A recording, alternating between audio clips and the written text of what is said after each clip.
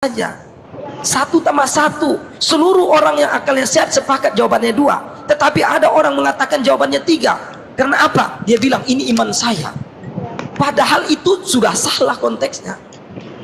Seperti itu, Pak. Jadi kalau narasi seperti itu nggak bisa dibawa ke sini seperti itu. Bang Logika, coba kasih ngomong Bang Fel sebentar. Silakan. Oh iya, boleh, silakan Bang. Silakan. Iya, Bang Fel, terima kasih rekan-rekanku, saudara-saudaraku yang aku kasihi. Iya, terima kasih Pak atas pertanyaannya. Memang kehendak Bapa itu yang sedang Yesus laksanakan di dunia. Artinya seperti nubuatan pada kitab Yesaya 53 ayat 1 perikop lah, tapi penekanannya mungkin di ayat 4, 5, dan 6. Tetapi sesungguhnya penyakit kita lah yang ditanggungnya dan kesengsaraan kita yang dipikulnya. Padahal kita mengira dia kena tulah, dipukul dan ditindas oleh Allah. Jadi memang dia setia untuk tetap tunduk kepada kehendak Allah ketika dia berada di dunia. Tetapi tentu ada mujizat-mujizat yang juga dia laksanakan, penyertaan mujizat yang dia laksanakan. Saya pikir Pak Logika mungkin paham sekali bagaimana Yesus membangkitkan orang mati, orang buta, bahkan orang lumpuh, bahkan kepada wanita-wanita yang jahat juga dia memberikan pengampunan. Karena memang kalau Bapak baca di Yohanes 5 ayat 22 juga, Bapak tidak menghakimi siapapun, melainkan telah menyerahkan penghakiman itu seluruhnya kepada anak. Jadi ada konteks di mana Yesus setia sebagai anak tadi, sebagai manusia, dia tunduk kepada kehendak Bapanya, tetapi kemudian otoriter juga diberikan kepadanya dalam hal-hal tertentu yang dia laksanakan. Tetapi sesungguhnya kalau dia mau melakukan hal yang lebih juga bisa, tapi ada kehendak yang harus dia manut, harus ada nubuatan yang sudah dinubuatkan kepadanya untuk ada dalam penderitaan itu. Begitu mungkin Pak Logika sementara, ya. Oke. Ya. Sedikit saya tanggapi ya. Mungkin nanti ada Bang Ali juga atau yang lain yang ingin apa.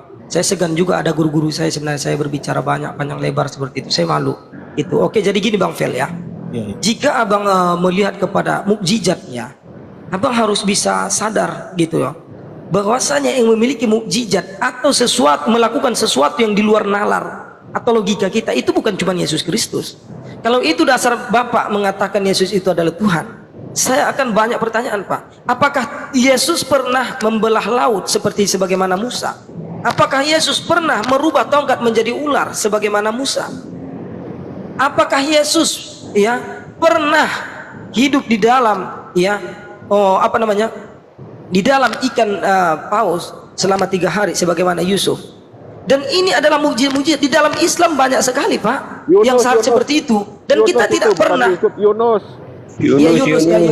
Oke, salah bilang ya, Yunus. Nah, di dalam Islam juga kalau hal seperti itu sangat banyak sekali Pak, gitu. Tapi kami tidak pernah membawakan itu karena apa? Kita di sini diskusi secara ilmiah. Itu memang haknya, itu adalah prerogatifnya adalah tentang iman gitu loh.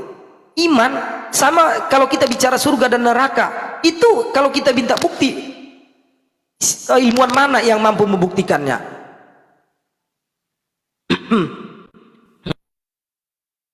Iya Pak. Maaf, ada gangguan sedikit. Jadi gini Pak, ada memang yang harus betul-betul kita imani. Ya sebagaimana saya katakan, kalau kita berbicara surga dan neraka, jangankan orang Kristen, orang Islam pun ya, itu ilmuwan mana yang telah membuktikan betul apa surga dan neraka itu? Tidak akan ada yang bisa Pak. Bagaimana orang bisa membuktikan apa yang terjadi dalam kubur sana? Nah, tetapi ini kita di sini diskusi ini secara ilmiah Pak. Yang mana bisa kita uji keotentikannya seperti itu. Jadi kalau Bapak hanya berbicara tentang ketuhanan Yesus seperti itu di dalam Islam, Nabi Ibrahim alaihissalam itu juga Pak bisa hidup selama di Pak. Tuhan Yesus pernah bisa seperti itu atau tidak Pak? Iya, oke Pak. Nabi Ibrahim dibakar selama 40 hari 40 malam, itu tidak terbakar sedikit pun, bahkan jangankan melukai tubuhnya, satu helai rambut pun yang ada, satu helai bulu yang ada di badan itu tidak tersentuh oleh api, Pak. Yesus bisa seperti itu atau tidak? Nah, makanya jangan ajak saya untuk berbicara mukjizat, Pak. Karena mukjizat ini, ya setiap para nabi dan rasul kami percaya. Di dalam keyakinan kami, Nabi Isa juga bisa menghidupkan orang mati. Di dalam keyakinan kami, nabi yang bisa menghidupkan orang mati tidak kami jadikan Tuhan, tidak. Kami tahu batas dia itu hanyalah sebagai utusan. Dia bisa menghidupkan orang mati itu karena apa? Karena seizin Allah Subhanahu wa taala. Seperti itu, Pak ya. Semoga Bapak bisa membedakan mana mukjizat, mana kekuasaan.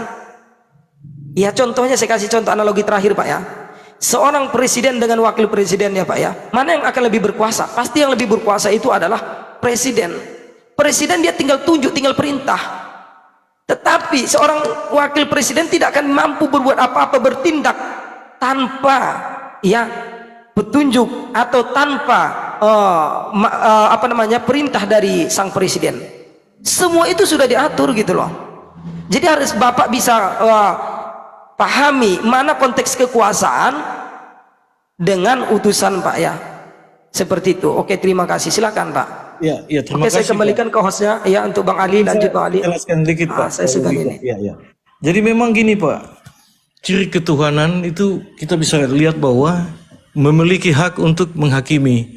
Semua nabi boleh membuat mujizat, tetapi tidak bisa untuk menghakimi.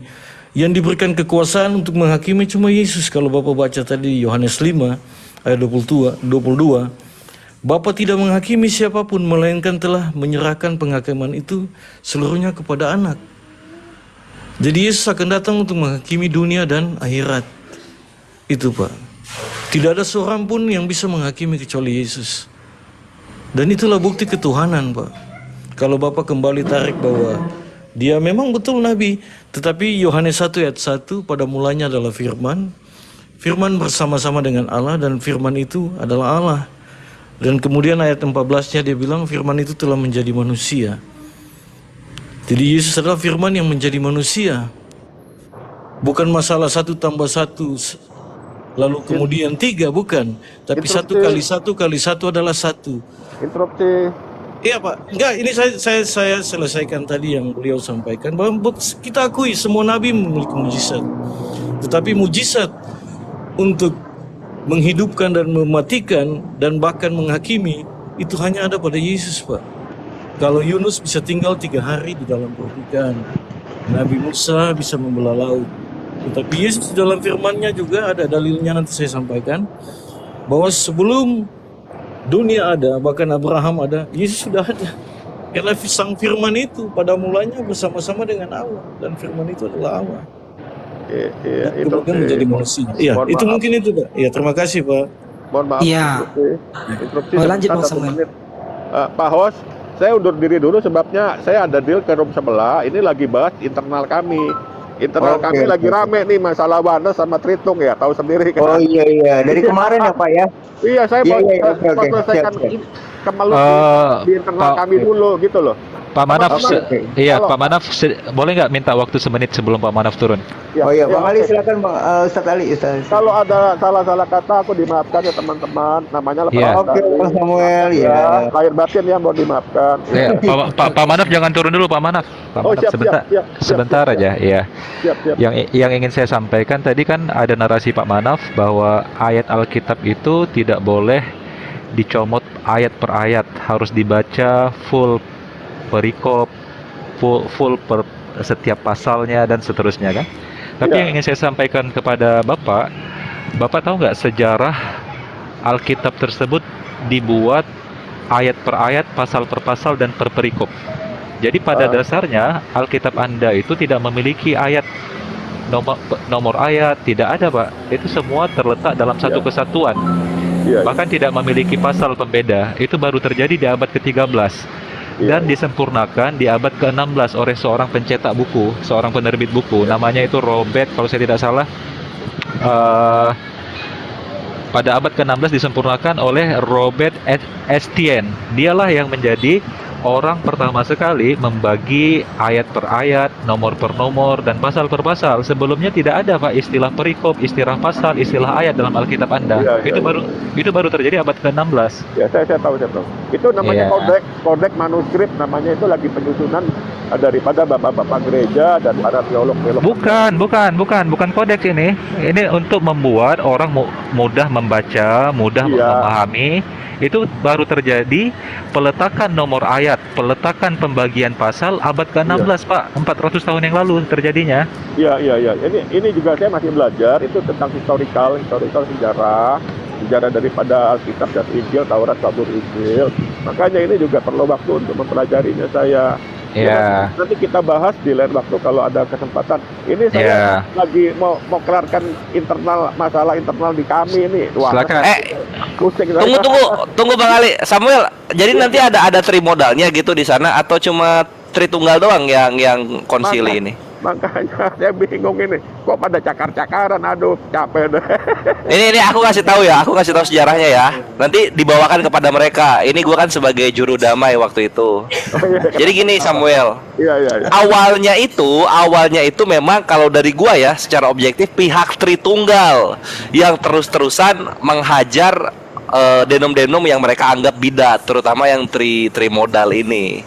Tahu Lalu kemudian gue bilang nih ke Herdi ya, pentolannya kan Herdi gitu. Iya. Her, dikeroyokin nih, lu dikeroyokin terus nih kawan-kawan lu, kasihan tuh Totsuka, terutama Totsuka itu sering dihajar tuh. Aderion sama siapa tuh, sama Agatha ya. Si Hadining itu sama Iya. Edo nggak tahu kemarin, sekarang udah meninggal mungkin Edo ya. Edo sama Erben nggak terlalu kalau John Timothy kan gitu. Iya. Herdi itu bilangnya apa ya Samuel? Gue masih ingat banget itu, soalnya masih 4 bulan 5 bulan kemarin. Gue masih ingat Herdi bilang, oh biarin aja, nggak apa-apa kores. Mereka masih cuman belum dewasa dalam beriman. Terus gue tanya, menurut lu Tritunggal, mengimani Yesus dengan cara Tritunggal masuk kerajaan sorga nggak? Menurut konsep keimanan lu? Iya. Ya masuk aja karena kan sesuai dengan kehendak Bapak. Dia masih begitu. 5 bulan kemarin. Jalan sebulan ini, sebulan terakhir ini gua lihat, oh Herdi kok jadi paling gencar ini ngajarin Tritunggal. Kenapa ya? Iya. Nah itu bre, mungkin kalau dari gua ya, Iya. ada kegerahan dan kesakit hatian Trimodal, terutama pentolannya Herdi ini, dengan Tritunggal yang selalu nyerang mulu gitu. Itu sih. Iya. Terima kasih. Itu yang bisa gua kasih. Terima kasih. Ini begini, soalnya mereka ini ya, kemarin saya monitor di beberapa room, ada yang malah ngancam-ngancam. Ini mereka kebetulan yang ngancam ini dari doktrin Tritunggal. Nanti lu gua bakar hidup lu kalau lu ketemu gua lu ya. Nadanya sampai seperti itu. Ini mau balik ke zaman Inkuisisi dulu, abad ketiga, pada orang Tritunggal bakar-bakarin Warnes. Oh gitu ya. Kemarin saya mendengar begitu. Soalnya gini, Samuel. Saya bilang, Oh berarti kami- benar, kita itu ini dikonfirmasi. Kok, Bukan, maksud gue bukan dalil ya, gue nggak memunjukkan. Maksudnya gini, si Herdi itu sempat ngomong kemarin itu Samuel, katanya tuh Tritunggal ini suka apa ya namanya? Mereka suka main ancam-ancam. Pastor Ben itu dilaporin ke gerejanya gitu. makanya ya. Iya, kemarin malah kalau masalah melapor sih nggak apa-apa. Ini masalahnya udah ngancam-ngancam mau bakar-bakar segala, orangnya mau dibakar. Saya bilang gini, kalian nggak malu sama teman-teman kita Muslim? Kita yang digadang-gadangkan sebagai ajaran kasih kok begini. Malah teman-teman kita Muslim itu lebih paham. Akun yang mau ngebakar itu siapa? Ya tahu saya, makanya balik saya mau ke nyari. laptop aja. Jangan menyebar-menyebar. Iya, udah. Yang nanti bang. Nggak usah. Kemarin saya dengar begitu, makanya. Gak apa-apa, ini seru. Bukan Makanya, nanti. Iya. Mohon maaf ya. Saya bilang gini, terus terang saya ngomong apa adanya. Kita nggak malu ya ajaran kasih seperti ini. Malah teman-teman kita Muslim yang kalian suka ngepres itu malah lebih paham ajaran kasih, mengasihi. Saya bilang lebih paham mereka, lebih baik sama tetangga kanan kiri. Nggak malu tak kalian? Saya bilang malu. Saya malu ini ajaran kasih kok kayak begini amburadul. Saya bilang. Saya mah black-blackan aja Pak. Kalau di internal saya kagak karuan, saya ngomong apa adanya. Mohon maaf ya teman-teman kalau ada kata-kata kasar, kelepasan ya. Ya, pamit dulu ya Bang Hos. Nanti Yo, bang. Ya. Nanti sharing-sharing ya hasil konsilinya gimana, sharing-sharing ya. Siap. Makasih ya, selamat malam. Iya. Malam juga. Oke bang Logika kembali ke laptop. Iya Bang bang. Tadi Bang Ali apa tadi yang mau disampaikan Bang, lanjut Bang Ali. Natal kali. Mungkin ada. Ya silakan Bang Ali. Oke, jadi sebuah klaim bahwa Alkitab harus dibaca full pasal, full perikop, ternyata sebuah produk terbitan abad ke-16 tidak pernah dikenal dalam Alkitab masa lalu, apalagi ketika ingin kembali kepada original Alkitab mula-mula dalam pemahaman pada para bapak gereja itu, tidak pernah dikenal ada istilah perikop, pasal, ayat. Jadi kenapa tiba-tiba sekarang ketika ada sebuah ayat yang dipertanyakan kepada teman-teman Kristen, selalu alasannya kita harus baca full perikop, kita harus baca full pasal, kita harus baca keseluruhannya dulu. Oke. Assalamualaikum Abang Juma. Gerunda. Waalaikumsalam warahmatullahi wabarakatuh. Wah, Gurunda. Waalaikumsalam Gurunda. Apaan sih lo?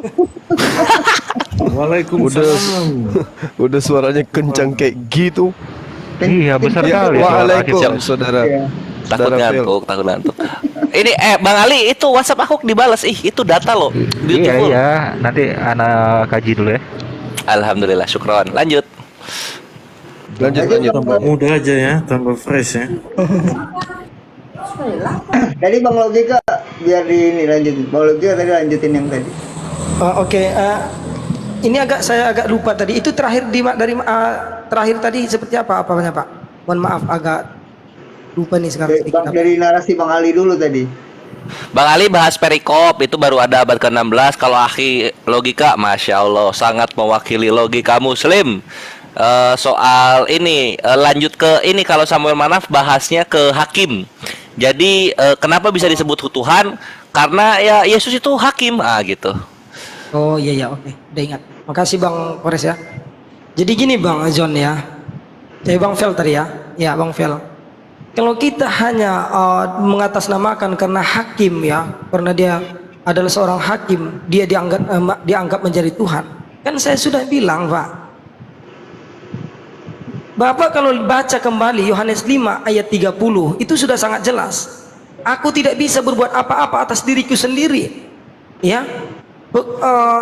Aku tidak bisa berbuat apa-apa atas diriku sendiri. Penghakimanku adil. Coba Bang bisa dibacakan dulu Bang, soalnya aku apa nih tentang itu. Ada yang bisa datanya Bang? Mohon maaf. Yohanes 8 16 17 18.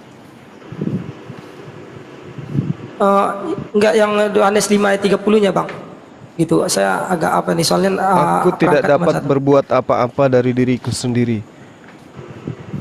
Iya. Penghakimanku adil. Iya. Terus Bang? Itu Yohanes 8 itu. Yohanes 5:30, aku menghakimi sesuai dengan apa yang aku dengar. Iya, Iya, lanjut Bang. Dan penghakimanku adil, sebab aku tidak menuruti dapat kehendakku sendiri, melainkan kehendak Dia yang mengutus aku. Makasih banyak Bang. Nah, betul sekali Bang. Kalau Bapak lihat di situ tentang penghakiman Yesus ya, di situ Yesus itu tidak menghakimi atas dirinya sendiri, melainkan apa yang ia dengar ya, apa yang diperintahkan oleh Allah gitu. Jadi dia nggak buat penghakiman atas kehendak dia sendiri. Sama halnya seorang presiden ya Pak memiliki hakim, ya. Itu bukan berarti maunya hakim, enggak. Karena apa? Sudah ada gitu loh perintah atau petunjuk dari presiden sebagai pimpinan tertinggi negara seperti itu. Begitu juga Yesus. Yesus ini kan utusan. Jadi dia sudah mendapatkan kepercayaan dari Allah Bapa itu. Jadi saya akan angkat jadi hakim. Kamu boleh menghakimi siapapun, tapi apa itu atas kehendak Allah. Kalau memang Yesus ini menjadi Tuhan karena itu, seharusnya dia mampu Pak gitu. Dia mampu menjadi hakim atas kehendak dia sendiri, bukan kehendak Bapa yang mengutus Yesus. Atau begini Pak, ya Bapak harus bisa buktikan Yesus itu menghakimi itu sesuai dengan kehendak dia, bukan kehendak Bapa yang mengutus Yesus. Baru kita bisa sepakat Yesus itu Tuhan itu sendiri. Bapak bisa berikan saya satu bukti Pak, gitu. Silakan Pak Fel. Dan seandainya mohon maaf sedikit lagi ya. Dan seandainya Bapak menemukan pun ayat nanti yang mengatakan ini, seandainya Bapak menemukan ayat yang mengatakan Yesus itu menghakimi sesuai dengan kehendak dia, maka itu akan tetap bertentangan dengan Yohanes 5 ayat 30. Nanti akan saya pertanyakan mana yang lebih benar. Seperti itu. Silakan Pak. Lanjut. Assalamualaikum. Waalaikumsalam. Iya, Selamat terima malam kasih, Bang Pak. Feli, Bang Fel. Warahmatullahi wabarakatuh. Assalamualaikum warahmatullahi wabarakatuh. Iya, di dalam Timotius juga Yesus berkata, akan datang lagi untuk menghakimi orang yang hidup dan yang mati. Dia datang untuk memerintah sebagai raja. Oleh itu di hadapan Allah dan Kristus Yesus dengan sepenuh hati dan kurang hafal. Bentar, Pak. Jadi kedatangan Yesus kedua kali itu sebagai raja, Pak, untuk menghakimi. Sehingga itu menjadi dasar iman Kristen bahwa Yesus itu raja, diberikan- bukan Tuhan. Iya, Tuhan dan raja. Iya. Pak. Iya. Imamat yang rajani, iya. Jadi ada tiga, Iya. ada gelarnya Yesus, raja, imam besar, dan Tuhan. Jual jubah Tidak, beli Pak. pedang. Ya, di situ dia memang sebagai seorang raja, Pak. Dan kita harus tetap kembali merujuk kepada Yohanes 5 ayat 30. Dia menghakimi bukan atas kehendak dia, tetapi atas kehendak Bapa yang mengutus Yesus. Kita harus merujuk ke situ. Jadi apapun itu, terkecuali ada ayat yang seperti yang saya katakan tadi. Yesus mengatakan, aku menghakimi sesuai apa yang aku kehendaki, bukan karena kehendak Bapa. Nah, di situ baru kita bisa adu datanya seperti itu, Pak. Kalau dia turun lagi, saya nggak akan pungkiri itu, saya tidak akan membantah itu. Karena apa? Saya akan tetap merujuk kepada Yohanes 5 ayat 30. Karena di situ sudah sangat tegas, nggak perlu kita lagi, nggak perlu saya mendengarkan pemahaman Bapak, dan saya tidak perlu mendengarkan tafsiran Bapak. Karena itu sangat jelas konteksnya. Dia tidak bisa berbuat apa-apa. Dia sebagai hakim itu karena apa? Atas kehendak Bapak yang mengutus dia, bukan atas kehendak dia diri sendiri gitu. Disambung dengan Yohanes 5 ayat 26, Bapa memiliki hidup dalam dirinya sendiri dan Yesus memiliki hidup dalam dirinya sendiri. Jadi kehendak Yesus ini itu terjadi karena kehendak Allah, Pak. Jadi murni, Pak, ya. Allah itu ya, Pak, ya. Apapun yang terjadi di permukaan bumi ini, Pak, itu murni mutlak karena kehendak Bapa, bukan karena kehendak Yesus. Jadi tidaklah mungkin orang yang tidak bisa berkehendak dia bisa dijadikan sebagai Tuhan, Pak. Itu akan sangat bertentangan dengan akal logika berpikir secara sehat, Pak. Sekian dan terima kasih. Ini Oke, ada guru lanjut saya di Bang Bang Juma Juma dulu ya. Masya Allah, saya mohon maaf Iya, tadi. sebentar, ya, Bang Fel, sebentar, Bang Juma Segan dulu, baru dibantah lagi. Ya, lanjut Bang Juma. Tab Raja ada apa? Oke. Silakan Guru. Iya, Pak. Baik, terima kasih ya. Assalamualaikum warahmatullahi wabarakatuh. Waalaikumsalam warahmatullahi Semangat wabarakatuh. malam teman-teman sekalian. Jadi benar, kalau Yesus itu hakim, justru itu kalau kita menggunakan data Bible, teman-teman Kristen itu harusnya was-was. Bukan malah bangga karena Yesus itu menjadi hakim. Kembalinya Yesus kelak untuk menjadi hakim itu bukan tanpa alasan. Yesus akan memisahkan antara pengikutnya dan penyamar-penyamar yang mengaku sebagai pengikut, tapi sebenarnya mereka adalah serigala berbulu domba. Di dalam Yohanes 12 nomor 48, barang siapa yang menolak aku, dia telah ada hakimnya, yaitu firman yang kukatakan kepada mereka, perkataan itulah yang akan menjadi hakimnya kelak di akhir zaman. Jadi kalau orang masuk ke dalam persidangan, orang masih abu-abu, apa pertanyaan hakim kepada terdakwa, tersangka dan seterusnya, kepada saksi dan seterusnya. Tapi ini kasusnya sudah ketahuan, materi yang akan menjadi timbangan antara benar salahnya seseorang, Yesus sudah bocorkan. Barang siapa yang menolak aku, dia telah ada hakimnya, yaitu firman yang aku sampaikan kepada mereka, firman itulah yang kelak menjadi hakim mereka di akhir zaman. Artinya, Yesus itu datang akan menentukan siapa yang mengikuti perkataan-perkataan beliau yang dulu dia ucapkan sebelum dia terangkat ke langit, dan siapa yang kemudian mengikuti perkataan-perkataan orang yang datang setelah dia naik ke langit, yang mengajarkan sesuatu yang bertentangan dengan apa yang dia ajarkan. Contoh misalnya, ketika teman-teman kita Kristen ditanya, atas firman dan kehendak siapa kalian mempertuhankan aku, menyembahku, menyamakan aku dan mengatakan aku adalah inkarnasi dari Tuhanku, Bapakku. Nah, teman-teman akan kelabakan menjawab itu. Kenapa ada pertanyaan ini? Karena Yesus sendiri mengatakan, barang siapa yang menolak aku, dia sudah punya hakim, yaitu perkataan yang aku ucapkan kepada mereka. Perkataan itulah yang akan menjadi hakimnya di akhir zaman. Tapi kalau umat Islam kemudian ditanya di penghakiman kelak, kamu kenapa tidak mempertuhankan aku? Lah, katanya hidup kekal itu mengenal engkau sebagai utusan Tuhan.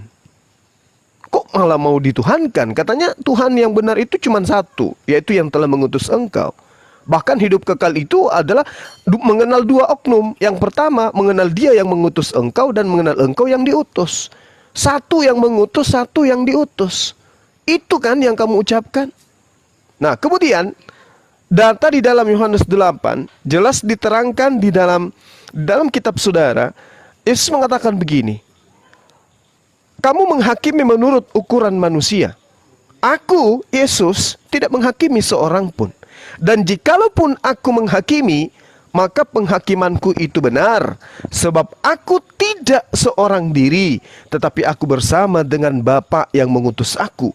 Dan dalam kitab Tauratmu ada tertulis bahwa kesaksian dua orang itu adalah sah. Akulah yang bersaksi tentang diriku sendiri, satu, dan juga Bapa yang mengutus aku bersaksi tentang aku, dua. Berarti aku dan Bapa adalah dua saksi untuk membenarkan satu perkara. Nah, jadi saudara saya, ketika Yesus itu menjadi hakim, sekali lagi, harusnya Anda itu was-was. Karena ketika Yesus datang menghakimi, bocoran soalnya itu sudah dikasih. Yohanes 12:48. Barang siapa yang menolak aku, dia sudah ada hakimnya, yaitu firman yang aku katakan kepada mereka. Perkataan itulah yang akan menjadi hakimnya kelak di akhir zaman. Nah, ini masalah ini. Artinya bahwasanya mulai dari sekarang Anda harus kemudian memilah, melis. Saya tiap hari Minggu menuhankan Yesus, saya kemudian makan babi, saya tidak bersunat. Apakah ini adalah firman yang pernah Yesus sampaikan? Kalau tidak, hati-hati. Demikian sementara. Iya, terima Silahkan kasih ditanggapi. Bang Juma. Iya. Artinya gini Bang, Yesus kan berkata, akulah jalan kebenaran dan hidup. Tidak ada seorang pun sampai kepada Bapa kalau tidak melalui aku. Sehingga itu perkataan yang sudah disampaikan. Menuju kepada Bapa harus melalui anak. Anak itu adalah Allah yang menjadi manusia. Jadi Yesus mendamaikan hubungan manusia yang rusak dengan Allah. Sehingga yang dimaksud oleh Bang Juma tadi, bahwa aku sudah mengajarkan itu. Tetapi kemudian manusia tidak menggunakan itu. Tidak menggunakan jalan kebenaran itu.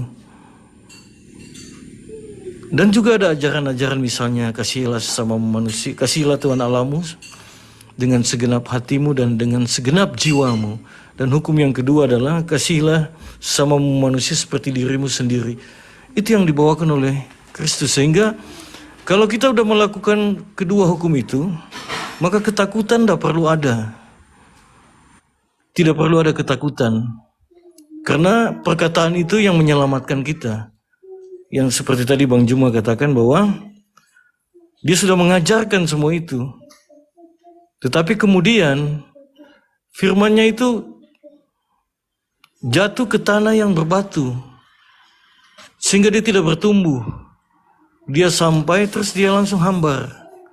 Tetapi kalau jatuh di tanah yang subur, maka firman itu akan bertumbuh. Dia akan menjadi pohon yang besar dan berbuah dan menghasilkan buah. Buah adalah output. Output itu adalah hasil daripada apa yang kita perbuat. Jadi biasanya kita mengenal buah yang baik berarti pohonnya baik. Jadi dari perbuatan kita ketahuan bahwa orang ini baik. Seperti itu mungkin Bang Juma. Jadi kebenaran yang sudah disampaikan harusnya diimani dan diteladani. Bukan hanya sekedar imani, oke kita mengimani Injil, Taurat, dan Zabur. Tetapi kemudian sebatas cuma diimani doang. Gitu Bang. Sebenarnya konteks mengimani itu seperti apa, Bang Juma? Terima kasih.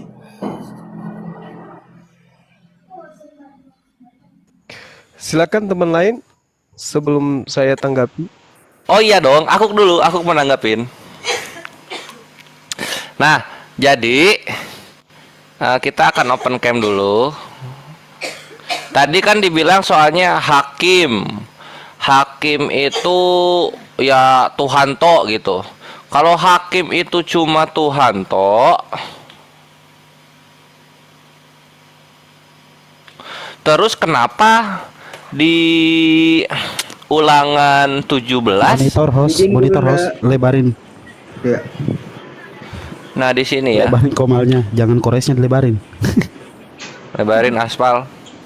Nah, jadi ini data yang udah lama banget gak keluar ya, sekarang keluar lagi, alhamdulillah. Jadi ulangan 17 8 sampai 10 perhatikan. Apabila suatu perkara terlalu sukar bagimu untuk diputuskan, misalnya bunuh membunuh, tuntut menuntut, atau luka melukai, perkara pendakwaan di dalam tempatmu, maka haruslah engkau pergi menghadap ke tempat yang akan dipilih Tuhan ilahmu. Haruslah engkau pergi kepada imam-imam orang Lewi dan kepada hakim yang ada pada waktu itu dan meminta keputusan. Mereka akan memberitahukan kepadamu keputusan hakim, dan engkau harus berbuat menurut keputusan yang diberitahukan mereka kepadamu dari tempat yang akan dipilih Tuhan. Engkau harus melakukan dengan setia segala yang ditunjukkan mereka kepadamu. Siapa mereka? Imam-imam orang Lewi dan kepada hakim. Jadi gimana kok katanya hakim cuma Yesus? Ini Yahudi udah punya konsep hakim nih sama imam-imam Lewi. Jadi kan lagi-lagi keimanan kekristenan sekali lagi tidak nyambung gitu dengan konsep apa ya, konsep hukum Taurat miliknya Yahudi. Itu yang pertama. Saya Terus langsung jawab dulu, Pak. Jadi itu konteksnya tunggu pada dong, saat- nanti pada saat nanti itu aja. penghakiman yang dimaksud sini, penghakiman Apa? yang terakhir, Bang Kores, penghakiman yang terakhir ketika ditimbang. Perbuatan kalau di bank itu kan perbuatan baik dan perbuatan jahat. Itu Yesus datang untuk menghakimi. Buku kehidupan akan dibuka, segala dosa dibuka. Sejak Bang Kores lahir, pernah tipu ayah, pernah tipu ibu, pernah tipu pacar, misalnya, iya kan? Kemudian dibukakan semua. Itulah tugas daripada sang hakim yang adil itu. Tugas daripada Yesus bukan menghakimi seperti tadi. Kalau menghakimi seperti tadi, di dunia juga punya hakim. Sehingga kan Yesus bilang apa yang dunia punya berikan kepada dunia ketika dia dicobai oleh orang Farisi dengan satu buah uang logam itu. Yesus ambil uang logam, Yesus bilang yang punya kaisar berikan kepada kaisar, yang punya rumah ibadahnya berikan kepada Tuhan. Artinya yang bawa persembahan ke rumah Tuhan dibawa ke rumah Tuhan. Tetapi Bapak tadi ngomong itu konteks penghakiman di dalam Israel pada saat itu. Ya memang harus ada hakim, harus ada imam orang Lewi yang datang untuk di daerah. Iya. Oke, Pak. Saya kira itu. Pak. Saya kira iya. Itu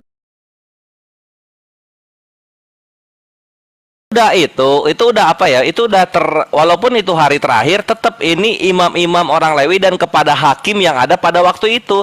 Misalnya hakimnya ketika hari kiamat itu di bumi Sumenep namanya, ya hakimnya Sumenep nanti. Kayak gitu. Nggak susah itu. Berikut posisinya ini ya, hakimnya itu agak kompleks di sini. Misalnya bunuh membunuh, tuntut menuntut, luka melukai, perkara dakwaan yang ada di dalam tempatmu, kan gitu. Nah sekarang kalau kita lihat Yesus jadi hakim, Yesus jadi hakim pertanyaannya kan cuma, kamu percaya saya disalib atau enggak? Percaya, surga. Nah kamu berikutnya yang di belakang, percaya saya disalib atau enggak? Enggak, neraka. Cuma itu doang pertanyaannya, itu bukan hakim, itu komunikata namanya. Itu aja paling. Ya silahkan gurundaku. Kalau Nambahin. pasti. Iya, silakan. Oh, Ya, saya cuma mau menanggapi tentang katanya tidak ada yang sampai kepada Bapak kalau tidak melalui aku. Ya, itu betul gitu loh. Bahkan kita mengimani itu. Pada waktu itu, ya, Nabi Isa atau Yesus Kristus tidak akan sampai kepada Bapak kalau bukan lewat Yesus Kristus. Itu kita nggak bantah di situ. Begitu juga halnya sekarang. Dalam kepercayaan kami tidak akan ada sampai kepada Allah kalau tidak mengikuti Rasulullah SAW. Dan itu fine-fine aja, tidak ada masalah di situ. Karena apa? Mereka adalah orang-orang pilihan. Mereka itu utusan Tuhan yang memang mempunyai mandat ya untuk kita ikuti seperti itu. Jadi kita bukan siapa-siapa gitu loh. Justru kita ini adalah umatnya yang memang harus mengikuti ajakan mereka. Jadi intinya poinnya ya, seluruh para nabi dan rasul itu adalah utusan Tuhan, dan tidak akan ada sampai kepada Tuhan yang benar itu kalau tidak melalui utusan itu. Ya, baik dari Nabi Adam, ya Idris, Nuh, Hud, Soleh, Abraham, Moses dan lain-lain. Tidak akan ada sampai kepada Bapak kalau tidak melewati mereka. Itu betul. Oke, jadi clear ya kalau masalah itu. Jadi jangan dipertanyakan lagi seolah-olah hanya harus percaya Yesus baru sampai kepada Bapa. Nanti saya tanyakan bagaimana kabar umat-umat terdahulu sebelum Yesus diutus ke bumi. Apakah mereka mengenal namanya Yesus Kristus? Apakah mereka beriman kepada Yesus Kristus? Belum tentu. Apakah mereka sampai kepada Tuhan Allah Bapa? Kalau memang itu menjadi patokan Anda. Oke, sekian dan terima kasih. Silakan dilanjutkan Guru Naku. Assalamualaikum warahmatullahi wabarakatuh. Waalaikumsalam warahmatullahi wabarakatuh. Waalaikumsalam warahmatullahi wabarakatuh. Iya, kenapa Yesus menegaskan kepada Bani Israel yang sesaman dengannya? Karena dia dikelilingi oleh orang Farisi, ahli Taurat, orang Saduki, orang-orang munafik yang mengatasnamakan Taurat Musa. Mereka menduduki kursi Musa, mereka menganut Taurat menurut mereka. Tetapi Yesus ditolak. Makanya ketika mereka menolak Yesus dan ingin membunuh Yesus, banyak data yang kemudian Yesus sampaikan kepada mereka. Bukankah Musa yang telah memberikan hukum Taurat kepadamu? Namun tidak seorang pun di antara kamu yang melakukan hukum Taurat itu. Mengapa kamu berusaha membunuh aku? Yohanes 8:37, aku tahu bahwa kamu adalah keturunan Abraham, tetapi kamu berusaha untuk membunuh aku, karena firmanku tidak beroleh tempat di dalam kamu. Nomor 40 dalam Yohanes 8, tetapi yang kamu kerjakan ialah berusaha membunuh aku. Aku seorang yang mengatakan kebenaran kepadamu, yaitu kebenaran yang kudengar dari Allah. Pekerjaan yang demikian tidak dikerjakan oleh Abraham. Yohanes 10:32, kata Yesus kepada mereka, banyak pekerjaan baik yang berasal dari Bapakku yang kuperlihatkan kepadamu. Pekerjaan manakah di antaranya menyebabkan kamu mau melempari aku? Banyak data yang seirama dengan pernyataan Yesus itu. Artinya bahwa orang-orang Farisi ini mempertuhankan Allah. Orang Saduki juga mempertuhankan Allah. Mereka tidak menggantikan Tuhan yang Abraham, Ishak, Yakub dengan yang lain. Tetapi mereka menolak Yesus. Maka sama dengan keadaan baginda Rasulullah Muhammad SAW hari ini. Tidak ada yang sampai kepada Allah kalau tidak mengakui beliau sebagai nabi, tidak mengakui beliau sebagai rasul. Meskipun orang-orang itu percaya kepada Nabi Musa, percaya kepada Nabi Isa, Yesus, percaya bahkan kepada Tuhan yang datang mengutus mereka, tapi kalau tidak beriman kepada baginda Rasul Muhammad SAW, mereka tidak akan sampai kepada Bapa, tidak akan sampai kepada Allah, maksud saya. Sama pernyataan Yesus itu kepada Bani Israel kala itu. Karena beliau ditolak oleh Bani Israel. Percuma kalian itu menguduskan Sabat, percuma kalian itu menjalankan Taurat, tapi kalau menolak aku sebagai utusan Tuhan yang datang kepada kalian, maka kalian tidak akan sampai kepada Bapa. Maka Yesus mengatakan seperti itu. Itu yang pertama. Kemudian saudaraku, di dalam Al-Quran itu jelas diterangkan. Dalam surah As-Sukhruf, saya sedikit mengambil Quran.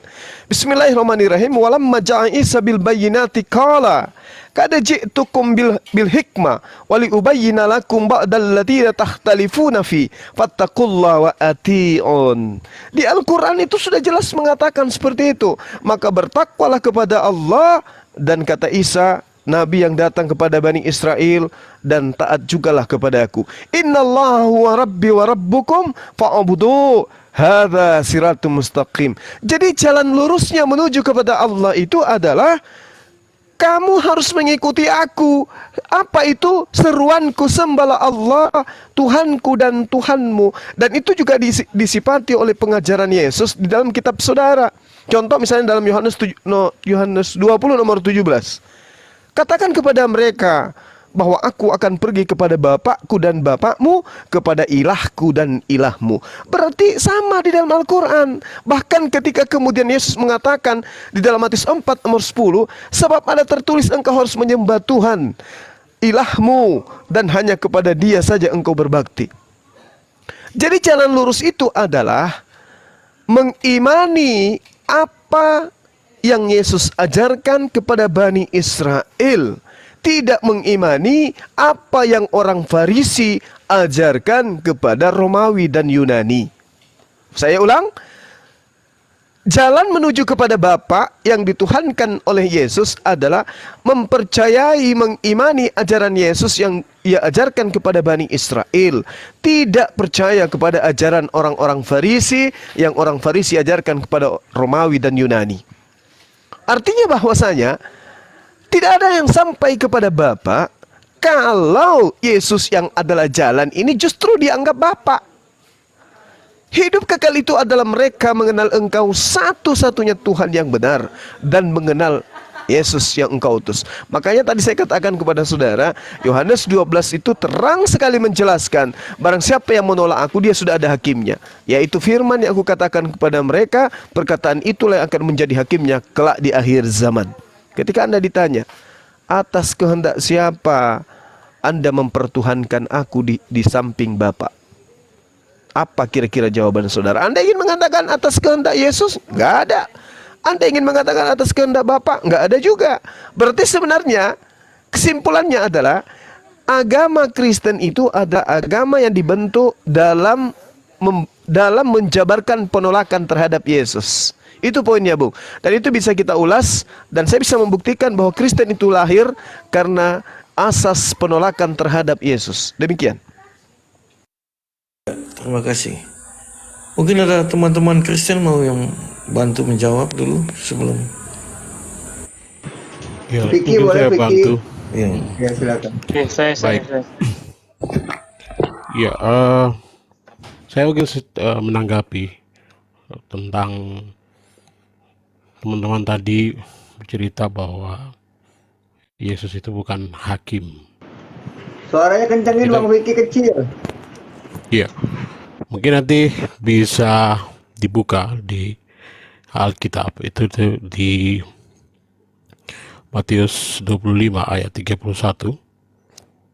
Di situ dengan jelas Yesus menyampaikan bahwa apabila Anak Manusia datang dalam kemuliaannya dan semua malaikat bersama-sama dengan Dia, maka Ia akan bersemayam di atas tahta kemuliaannya, lalu semua bangsa akan dikumpulkan dan dihadapkannya, dan Ia akan memisahkan mereka seorang daripada seorang, sama seperti gembala memisahkan domba dari kambing.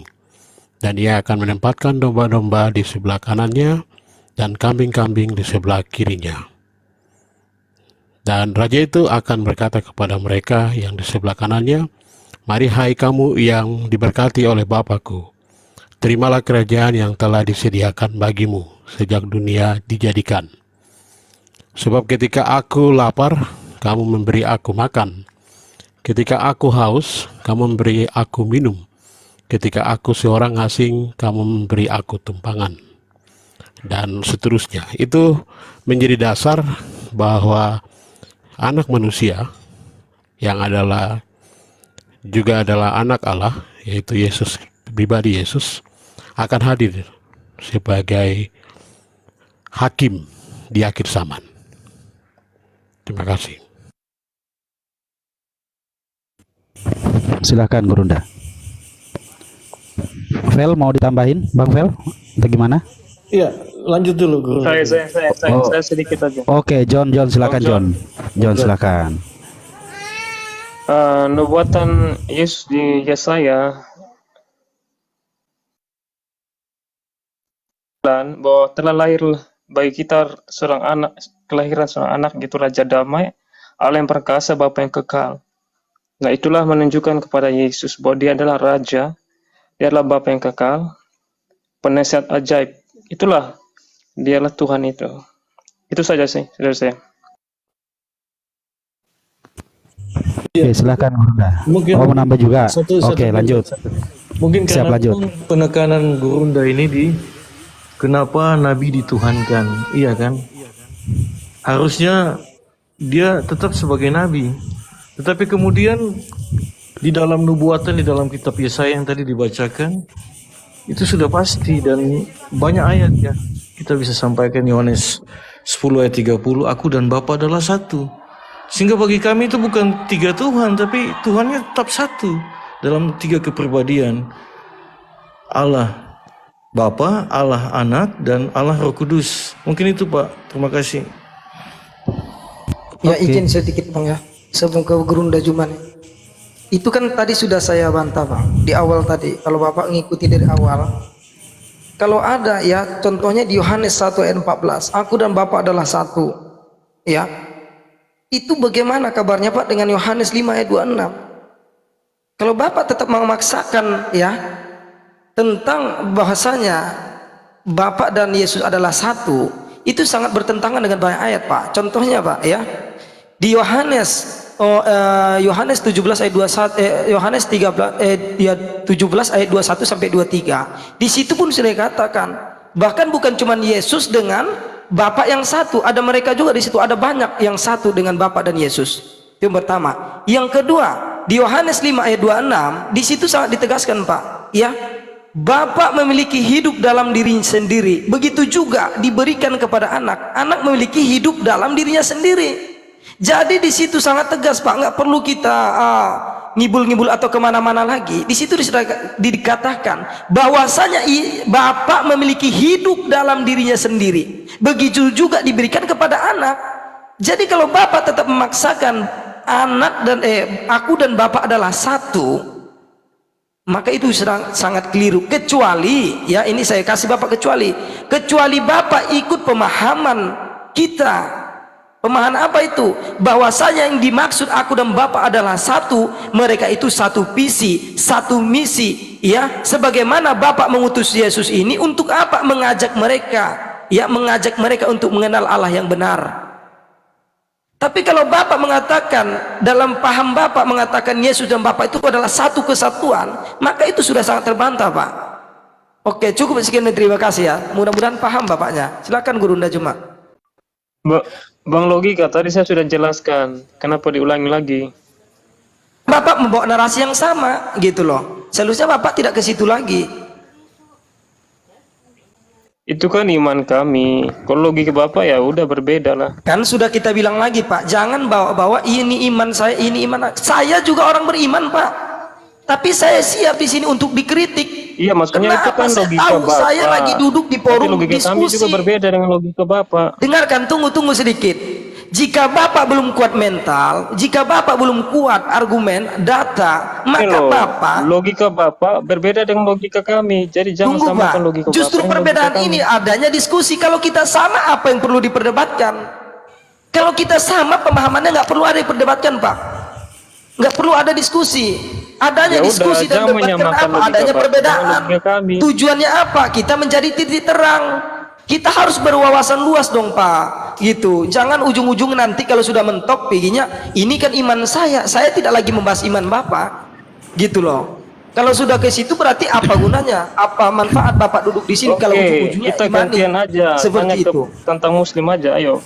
Kita gantian. Oke, silakan. Setelah ditanggapi oleh Gurunda Suma, nanti Iya, terserah silakan, Gurunda Suma, mau Masya bertanya sebanyak mungkin. Insya Allah saya nggak bisa jawab. Lanjut, Gurunda Oke, Suma. baik. Jadi kenapa Yesus itu datang sebagai hakim? Karena dia malu di hadapan Tuhannya. Dia datang kepada Bani Israel. Adakah selentingan pernyataan, perkataan, ucapan, pengajaran Yesus yang menyentuh hakikat ketuhanan ada pada dirinya? Kan nggak ada. Kesaksiannya dia di dalam Yohanes 5 nomor 36 kan sudah jelas. Ada kesaksianku yang lebih penting dari kesaksian Yohanes Sang Pembaptis. Apalagi hanya sekedar kesaksian orang-orang Romawi Yunani. Apalagi kita yang ada di Indonesia. Apa kesaksian Yesus tentang dirinya? Bahwa setiap pekerjaan yang aku lakukan, pekerjaan-pekerjaan itulah yang bersaksi tentang aku. Bahwa Bapa yang mengutus aku. Aku apa? Aku utusan. Utusan siapa? Utusan Bapa. Jadi kesaksian Yesus dia hanya utusan. Nah, yang akan dihakimi kelak adalah di dalam Yohanes 12:48 kan poinnya sudah ada itu. Barang siapa yang menolak aku, kan ada yang menolak beliau. Menolak sebagai Tuhan kah? Atau menolak sebagai utusan Tuhan? Kan itu poinnya. Kalau dikatakan menolak sebagai Tuhan, tunjukkan firman yang Yesus sampaikan kepada Bani Israel, aku ini Tuhan.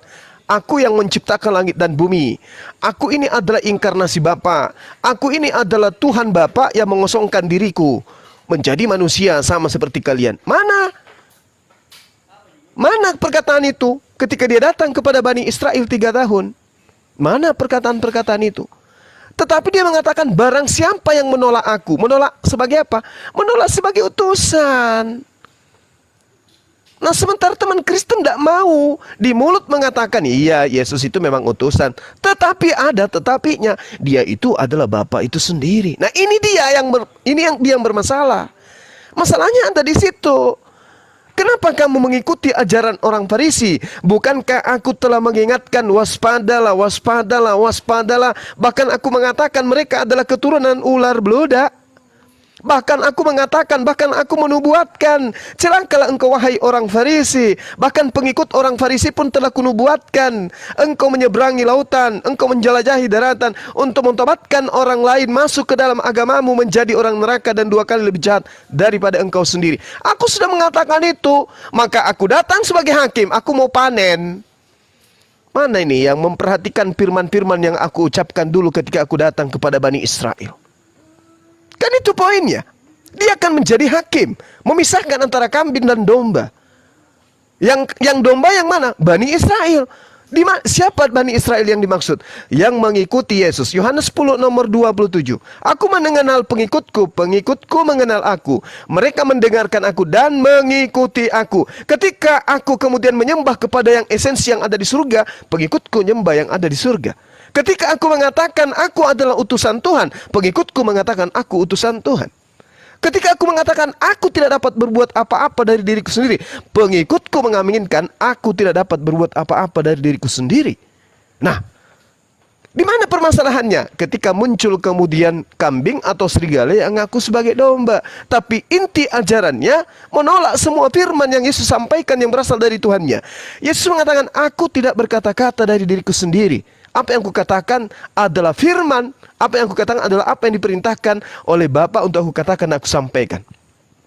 Terakhir, ketika Yesus kemudian mengatakan dirinya di dalam Matius 7, kan indikasinya sudah jelas tuh. Udah dibocorin. Tidak semua orang yang menyeru aku Tuhan, Tuhan, Tuhan, Tuhan, Tuhan berubah menjadi Tuhan di Indonesia akan masuk ke dalam kerajaan surga, kerajaan langit. Melainkan dia yang melakukan kehendak Bapa. Melainkan dia yang melakukan kehendak Bapa. Terkait dengan aku, kehendak Bapakku itu terkait dengan aku itu apa? Adakah kehendak Bapakku agar Bani Israel mempertuhankan aku? Atau kehendak Bapakku mau agar Bani Israel mengakui aku adalah utusannya? Atau adakah kehendak Bapakku agar orang Romawi, Yunani dan pengikutnya itu mempertuhankan aku? Kalau ada, mana? Tunjukkan. Di mana Bapakku mengatakan itu? Sembahlah utusanku, inilah anakku yang kukasihi. Kepadanya aku minta kalian menyembahnya. Adakah itu? Tidak. Nah itulah saudara, supaya kita memperhatikan bahwa ketika di dalam Al-Quran, wa isqalallahu ya Isa bin Maryam anta qulta linnas, apakah engkau wahai Isa yang mengajarkan kepada manusia untuk mempertuhankan dirimu selain daripada aku? Apa kata Isa? Yohanes 12:49, aku tidak berkata-kata dari diriku. Apa yang aku katakan adalah apa yang menjadi hakku untuk aku katakan. Aku tidak mengatakan yang bukan hakku. Ani abudullah rabbi wa rabbukum. Aku mengajarkan kepada mereka, sembahlah Allah Tuhanku dan Tuhanmu. Wahai Maria, jangan kau sentuh aku, tetapi pergilah kepada saudara-saudaraku. Katakan kepada mereka, aku akan pergi kepada Tuhanku dan Tuhanmu. Demikian, silakan. Ya, saya menanggapi. Jadi, Bang Suba, saya sebenarnya poin saya adalah bercerita dari Matius. Jadi berkaitan tentang penghakiman terakhir. Kalau Bang Suma baca dengan baik di Alkitab, itu punya hubungan. Jadi tidak hanya mencabik-cabik ayat lalu memakai itu sebagai dasar. Kaitan dengan ayat 25 itu punya hubungan dengan pasal 24. Jadi 24, 25 itu pasal 24 dan 25, Matius 24 dan 25 itu intinya adalah khotbah tentang akhir zaman. Dan itu cerita Yesus sendiri.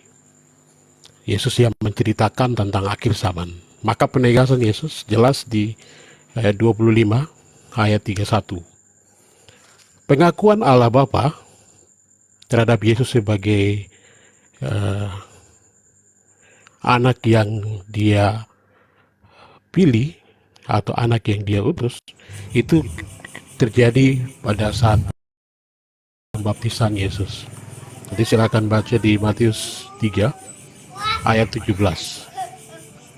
Lalu terdengarlah suara dari surga yang mengatakan, inilah anakku yang kukasihi, kepadanya lah aku berkenan. Itu penegasan Allah Bapa di surga kepada Yesus. Saat itu langit terbuka, burung merpati hinggap, dan suara itu terdengar. Dan ini tidak bisa dibantah lagi, bahwa Yesus itu adalah anak yang dipilih, yang diutus ke Bani Israel, karena Bani Israel adalah bangsa yang menyimpang saat itu. Maka keselamatan Yesus bukan hanya terbatas pada orang Israel atau Bani Israel, tapi untuk seluruh bangsa. Dan seluruh bangsa menerima itu. Begitu. Maka perjanjian baru itu lahir. Nah, perjanjian lama itu menceritakan banyak hal tentang Israel. Tapi karena kecongkakannya, karena banyak hal yang dibuat berpaling dari Allah, akhirnya Allah itu hadir sebagai manusia dalam pribadi Yesus. Lalu keselamatan itu tidak lagi untuk bangsa Israel, Bani Israel, dan itu diteruskan kepada seluruh bangsa. Gitu. Maka setiap orang di luar bangsa Israel itu mendapatkan keselamatan. Maka penegasannya dilakukan oleh para rasul atau para murid Yesus. Dan yang lebih ekstrim adalah didirikan oleh Paulus, yang sebenarnya tidak ada kisah cerita tentang berjumpa dengan Yesus atau tidak menjadi bagian langsung dari murid Yesus. Tapi perjumpaan di Damsyik itu merubah seorang Paulus yang adalah keturunan Benyamin, keturunan serigala yang galak, menjadi penginjil, menjadi penjala manusia. Perjumpaannya dan segala hal yang dibuat oleh Paulus itu dalam tuntunan Roh Kudus. Maka Paulus yang sebelumnya adalah Saulus, yang sangat ekstrim menentang kerajaan Allah dan membunuh para pengikut Yesus, akhirnya berubah dengan peristiwa di Damsyik. Seperti itu. Oke, ada yang mau nambahin lagi? Ya, mungkin saya sedikit. Ya, silakan. Jadi tadi Bang Juma sampaikan bahwa selama 3 tahun Yesus mengajar di sana. Tetapi sesungguhnya itu bukan untuk zaman pada masa itu saja Bang Juma, karena ada perintah di dalam Matius 28 untuk memberitakan Injil sampai ke seluruh dunia. Bahkan sampai hari ini pun Injil tetap diberitakan. Artinya semua yang sudah tahu kebenaran tentang Injil, bukan dalam konteks pada zaman saat itu ya, sampai per hari ini pun sudah tahu tentang kebenaran dan semua perintah yang sudah disampaikan. Tetapi kemudian menutup mata, menutup telinga, kemudian menggunakan logika-logika manusia dan tidak mau, bukan satu paksaan ya, tapi tidak mau mengakui bahwa sesungguhnya Yesus itulah Allah itu sendiri. Nah itulah hukuman itu akan berlaku Bang Juma bagi dia, karena berita kebenaran sudah disampaikan. Bahkan dia sendiri yang memberitakan itu, bukan lagi melalui nabi. Kalau dulu lewat Musa, manusia masih membantah. Bahkan umat Israel, sampai tadi ada disampaikan oleh teman logika itu, Musa bisa membelah laut, bisa. Tetapi kemudian Musa naik ke gunung untuk menerima 10 hukum Taurat, dia turun, mereka udah membuat lembu dan menyembah kepada ilah lain. Artinya apa? Musa pun tidak didengar. Kemudian Yosua, kemudian Nabi Daud, dan seterusnya. Sehingga pada akhirnya, ya Allah itu sendiri yang harus turun dalam bentuk manusia. Itu yang kami pahami sebagai orang Kristen sesuai dengan dalil-dalil. Misalnya yang sering saya ulang-ulang, Yohanes 1 ayat 1 dan Yohanes 1 ayat 14. Karena begitu besar kasih Allah akan kasar, boleh. Bahasa Manado, bahasa Toraja, bahasa Jawa, bahasa Bali, atau bahasa apapun di seluruh dunia silakan diterjemahkan. Begitu. Supaya Injil itu dia bisa sampai ke seluruh dunia. Seperti tadi yang dikatakan itu bahwa aku yang tadi Bang Jumo sampaikan yang pertama itu. Jadi kebenaran itu sudah tahu, tapi kehendak-Mu itu kan tidak apa-apa. Tetapi sesungguhnya hakim dia datang sebagai hakim yang adil dan akan mengadili. Bukan sesimpel seperti Bang Kores tadi bilang, ya tinggal minggir kiri kanan itu gampang, tapi Allah juga Maha Pengasih. Dia akan juga melihat, sehingga ada kambing-kambing juga yang akan dia masukkan ke dalam kandangnya domba. Tetapi ada domba yang dia akan singkirkan, sehingga ada perkataan bahwa enyalah engkau, aku tidak mengenal engkau. Aku berbuat mujizat demi namamu, betul, tapi akhir hidupmu kan lain. Endingmu kan terakhir lain. Kamu tidak setia, kamu tidak taat, kamu menjadi murtad. Begitu. Tetapi kemudian ada orang seperti yang di kayu salib. Dia tidak pernah mengenal kebenaran firman, tetapi dia bilang, jika engkau berada di jangan pernah engkau melupakan aku. Yesus bilang, saat ini pun engkau sudah berada dengan aku di Firdaus. Tanpa dibaptis, Pak, langsung masuk. Jadi kewenangan untuk itu ada sesungguhnya ada di dalam tangan Yesus. Kewenangan untuk menyelamatkan itu, bukan hakim di dunia, Pak. Pak Kores tadi. Ya, mungkin itu Udah. Pak Gurunda tuh. Oke. Ya, Siap, CD menasing eta Pak. Silakan Gurunda. Lanjut. Oke, sebelum ke sahabat lainnya, gini saudara saya. Yang pertama yang perlu saudara pahami terkait dengan apa yang Anda katakan percaya kepada Yesus. Barang siapa yang percaya kepada anakku, kan gitu, atau percaya kepada Yesus. Nah, Yesus sendiri menerangkan loh, Yohanes 14:12, barang siapa yang percaya kepadaku, dia juga akan melakukan pekerjaan yang aku lakukan. Pekerjaan-pekerjaan yang Yesus lakukan mengantarkan Yesus pada posisi praktisi Yudaism. Itu dulu poinnya. Pekerjaan-pekerjaan yang dilakukan Kristen mengantar Kristen pada posisi menyembah kepada Yesus. Apakah sama pekerjaannya? Beda. Satu sibuk mempekerjakan jasadnya dan rohnya menyembah kepada esensi yang ada di langit. Yang satunya sibuk mempertuhankan dirinya kepada anak Maria. Beda. Inilah yang saya katakan. Barang siapa yang menolak aku, dia sudah ada hakimnya. Yaitu firman yang aku sampaikan kepada mereka. Perkataan itulah yang akan menjadi hakimnya di akhir zaman. Barang siapa yang percaya kepada aku, dia akan melakukan pekerjaan-pekerjaan yang aku lakukan. Nah, Yesus melakukan pekerjaan apa? Pekerjaan selayaknya orang yang tunduk dan takluk kepada hukum Taurat.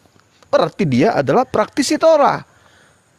Anda apakah praktisi Torah? Tidak, berbeda. Itu yang pertama. Kemudian, ketika ada perintah beritakan Injil kepada seluruh dunia, ya beritakan aja.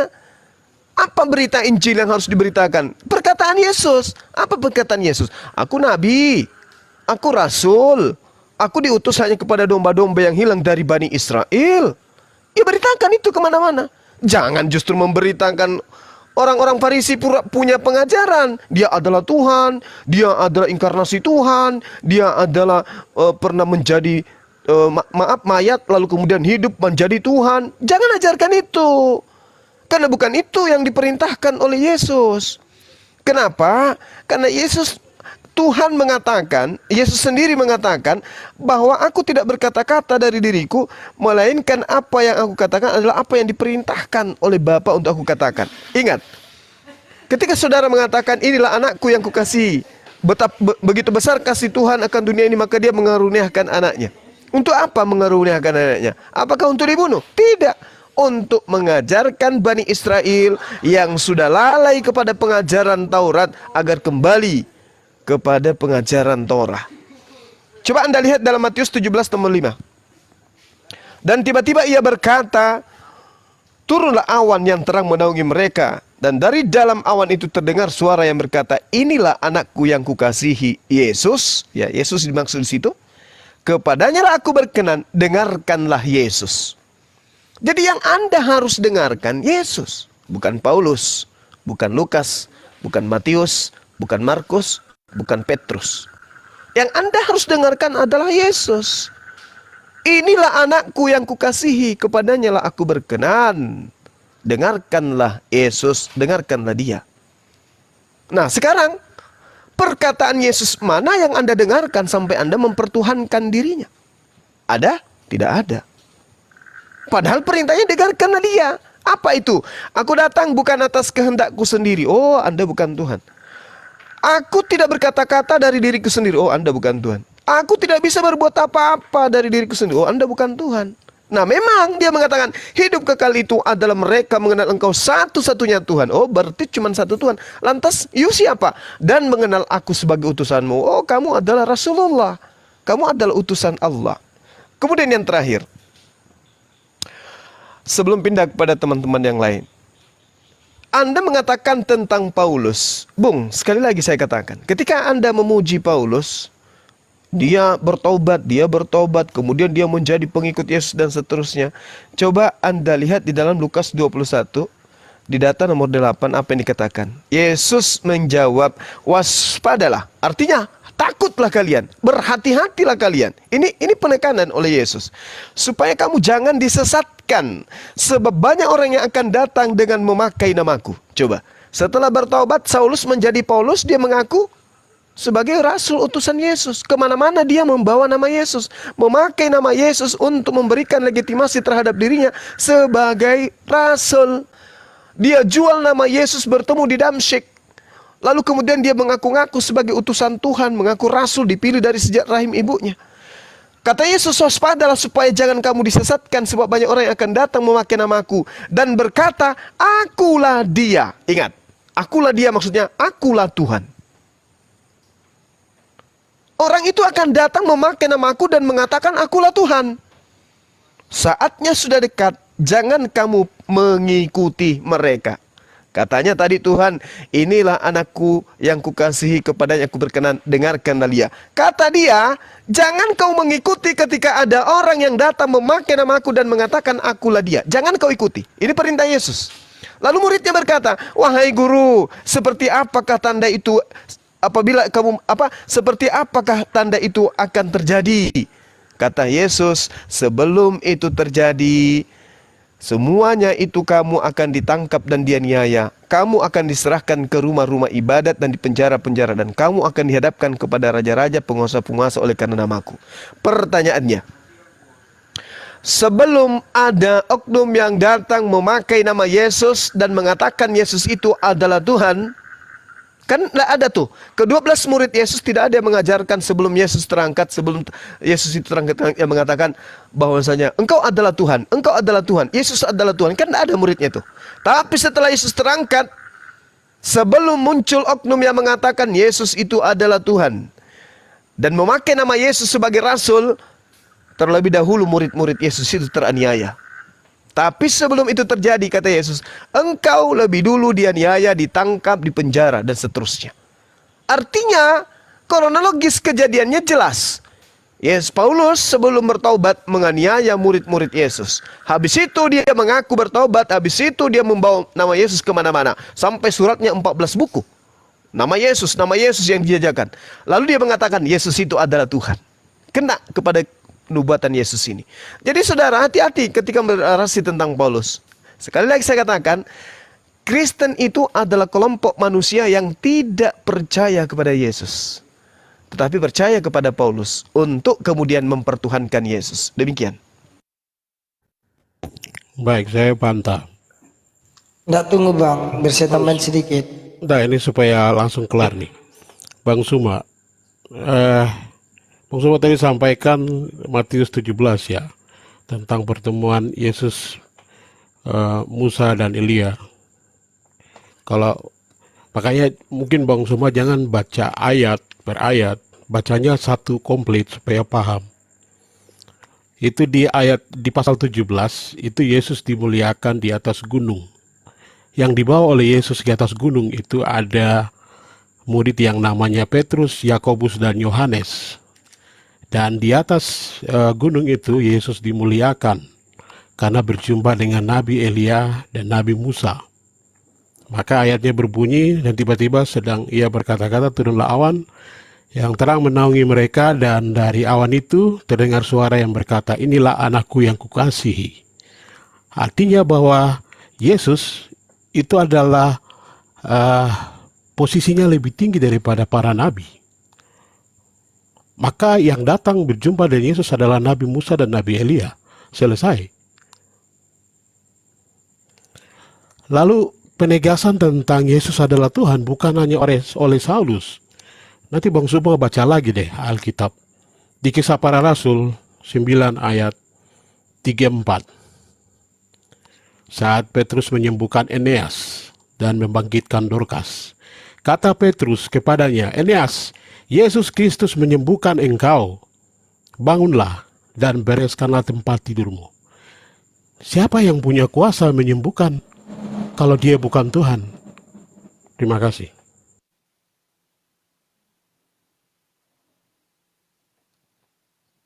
Oke, iya, lanjut sebelum ke Bang Juma ya, saya mau nambahin sedikit nih, Masya Allah. Jadi gini ya Bang ya, dengarkan Bang Vicky ya, teman-teman yang lain. Apa yang dinarasikan Bang Juma, Masya Allah luar biasa. Karena apa? Kalau Anda memang melihat ya, ini kita bisa renungkan sedikit. Apakah akan muncul pertanyaan, apakah Anda ini pengikut Paulus atau pengikut Yesus? Kalian hanya menuhankan Yesus tapi tidak pernah mengikuti ajarannya. Yang pertama poinnya teman-teman ya. Karena apa? Yesus tidak pernah sekali-kali mengaku Tuhan, apalagi minta disembah. Tidak pernah itu. Tidak pernah ada perkataan Yesus sekali-kali mengakui dirinya Tuhan dan minta disembah. Tetapi apa? Paulus yang mengatakan Yesus adalah Tuhan. Yesus ya diutus itu untuk menggenapi hukum Taurat. Tapi lagi-lagi Paulus buat ulah. Paulus meniadakan hukum Taurat. Yesus mengatakan babi itu haram. Datang Paulus mengatakan boleh. Yesus itu mengajarkan hukum sunat, untuk disunat bukan cuma sunat hati, disunat kulit ketannya itu sampai hilang itu, diambil itu dagingnya. Datang Paulus mengatakan sunat hati. Banyak sekali ya, bukan banyak sekali, kalau saya lihat bahkan seluruh apa yang diajarkan oleh Paulus itu sangat bertentangan dengan konsep yang diajarkan Yesus Kristus. Itu sangat bertolak belakang. Gak pernah, saudaraku, gak pernah. Nah pertanyaannya, kalau Anda mengaku pengikut Yesus, kenapa Anda di sini itu tidak mengikuti ajarannya gitu loh? Kenapa? Dan kenapa kalau memang Paulus ini mengaku utusan atau rasul, utusan Tuhan itu, kenapa dia selalu membawa argumen ya yang bertentangan, bertolak belakang dengan ajaran Yesus? Kenapa? Seharusnya Anda mempertanyakan itu kepada diri Anda sendiri dan Anda cari tahu jawabannya di dalam Bible itu. Baru Anda akan lihat kebenaran itu. Jadi jangan fokus dululah terhadap doktrin, jangan. Kan sudah saya katakan dari awal, tidak ada satupun pernyataan Yesus dengan tegas mengatakan dia itu Tuhan. Tidak pernah. Saya siap kok membantah itu jika ada yang mengatakan atau bisa menunjukkan ayatnya. Jangan keluarkan lagi Yohanes 13:13 karena itu sudah saya bantah tadi ya. Oke, sekian dan terima kasih. Silakan Guru Unda Juma. Baik, terima kasih Akhina. Masya Allah. Jadi gini, ketika saudara saya mengatakan Yesus menyembuhkan, maka sama dengan dia adalah Tuhan. Kesaksian Yesus tadi yang saya bacakan itu apa? Kesaksian Yesus apa masih kurang? Bahwa semua pekerjaan yang aku lakukan, pekerjaan itulah yang bersaksi tentang aku, bahwa Bapa yang telah mengutus aku. Ini kelihatannya kita harus mengulang materi yang kita sudah sajikan barusan untuk kita memberikan peluang kepada saudara untuk memikirkan. Tetapi aku mempunyai satu kesaksian.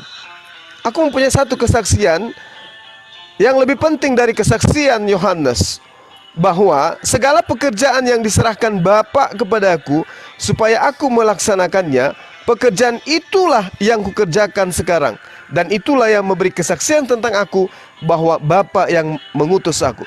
Jadi menyembuhkan itu justru membuktikan bahwa dia adalah utusan Bapa, bukan utusan setan. Itu yang perlu saudara pahami, ya, bahwasanya Tuhan memberikan Yesus di dalam Kisah Para Rasul 2 nomor 22 sebagai pertanda, sebagai perantara antara Tuhan dengan manusia Bani Israel. Coba Anda baca Kisah Para Rasul 2 tuh. Jelas sekali dikatakan di sana bahwasanya orang Israel harus tahu bahwa inilah Yesus Kristus yang dijadikan oleh Tuhan sebagai perantara untuk melakukan mujizat, tanda-tanda dan kekuatan di tengah-tengah Bani Israel seperti yang engkau lihat, seperti yang kalian tahu. Itu yang dituliskan di sana. Artinya segala sesuatu yang dilakukan oleh Yesus menurut Yesus itu adalah untuk membuktikan bahwa dirinya adalah utusan Tuhan. Dia membangkitkan orang mati, dia membuat orang lumpuh berjalan, orang buta melihat. Itu bukan untuk membuktikan dirinya Tuhan, tetapi untuk membuktikan dia adalah utusan Tuhan.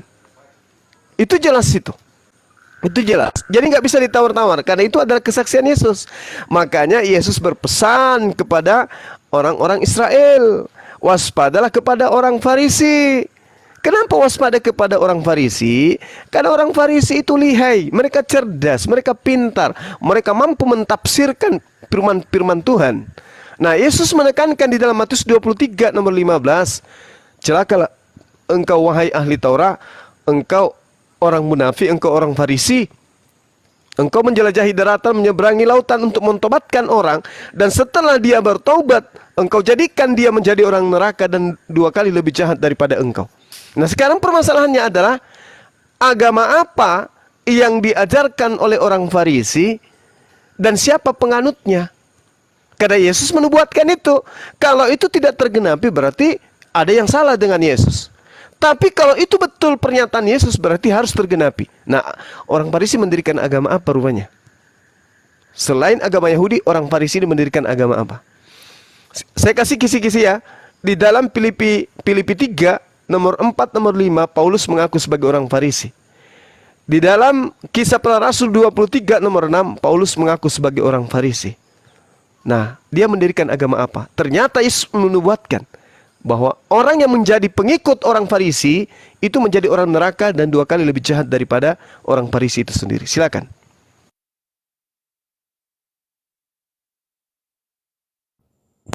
Mas Aha atau Pak Felix, silakan. Saya menanggapi. Jadi Bang Suma itu cerita di Kisah Para Rasul 2 ayat 22 itu khotbah Petrus, bukan khotbah Tuhan Yesus. Karena saat itu Yesus sudah naik ke surga. Gitu.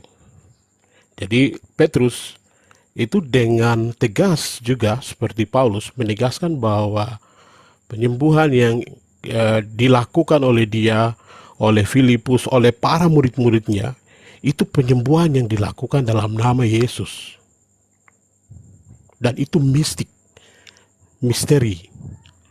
Karena mana mungkin orang yang sudah meninggal itu disembuhkan dan bukan oleh Yesus, tapi oleh murid-muridnya setelah mendapatkan Roh Kudus. Maka yang menegaskan bahwa Yesus adalah Tuhan bukan hanya Paulus, tapi oleh 12 murid Yesus yang dipilihnya. dan mereka mendapatkan kuasa pada saat peristiwa Pentakosta, Kisah Para Rasul 2, bab 2 dan seterusnya. Maka sekali lagi saya sampaikan bahwa Bang Suma harus baca lagi bahwa itu bukan khotbah Yesus, tapi khotbah Petrus di Kisah Para Rasul 2 ayat 22. Maka di Kisah Para Rasul 9 ayat 34 itu kata Petrus kepada Eneas dalam sebuah peristiwa bahwa Petrus menyembuhkan Eneas dan membangkitkan Dorcas. Ini dilakukan oleh para murid dengan nama Yesus. Kalau Yesus bukan Tuhan, tidak mungkin peristiwa ini terjadi. Gitu. Maka dari sekian peristiwa ini, yang lebih berapi-api bersemangat adalah Paulus. Karena dia menyesal saat Yesus hidup, dia malah menjadi antitesanya Tuhan Yesus. Dia menjadi orang yang suka mengejar dan membunuh para pengikut Yesus.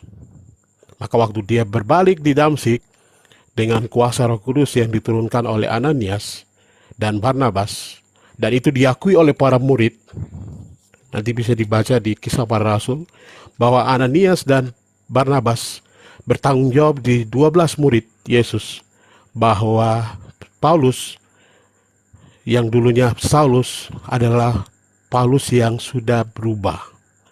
Dan saat itu Paulus menentang tentang agama Yahudi. Masa dia sendiri mau menantang bangsanya sendiri gitu. Tapi yang saya mau garis bawah sini adalah bukan Paulus satu-satunya yang mengakui Yesus sebagai Tuhan, tapi semua murid. Maka Filipus juga membuat mujizat di Mina, dan peristiwa itu banyak terjadi. Nanti bisa baca di Kisah Para Rasul. Terima kasih. Ya, mungkin saya tambahkan sedikit. Di dalam Lukas 2 ya, ayat 11 itu malaikat yang berkata, sesungguhnya telah lahir bagimu Yesus Tuhan. Jadi jauh sebelum Paulus lahir, Pak, malaikat sudah berkata, telah lahir bagimu Yesus Tuhan di kota Daud. Jadi Paulus ini memang seorang yang tadinya membenci orang pengikut Yesus ini, membunuh, dan kemudian setelah dia mendapat penglihatan, dia kemudian berbalik dan bertobat. Tetapi orang kemudian tidak percaya. Bahkan murid-murid juga ketakutan waktu ketemu sama Paulus. Bagaimana bisa ini orang yang tadinya begini kejam. Tetapi ketika Roh Kudus menjamah hati seseorang, itu tidak ada yang mustahil bagi Tuhan. Bahkan Yesus datang itu sebenarnya untuk orang-orang yang berdosa, untuk orang-orang yang memang, dan ada Yesus bilang bukan orang sehat yang membutuhkan dokter, tapi orang-orang yang hidupnya di dalam kejahatan, hidupnya dalam dosa. Bahkan ada lelucon yang bilang, kok masa pelacur yang masuk duluan? Ya karena mereka mau bertobat, karena mereka mau menyerahkan hidupnya untuk Tuhan. Bukan seperti kita yang di mulut kita berbicara terkait firman, tetapi sesungguhnya kelakuan kita seperti ibarat kubur yang dicat putih tetapi isinya di dalam itu busuk.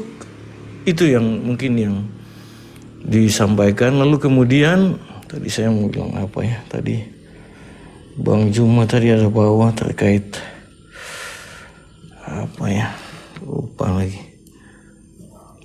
Iya begitu Bang Juma. Jadi jauh sebelum Paulus menyatakan Yesus itu Tuhan, Yesus sudah disampaikan oleh malaikat.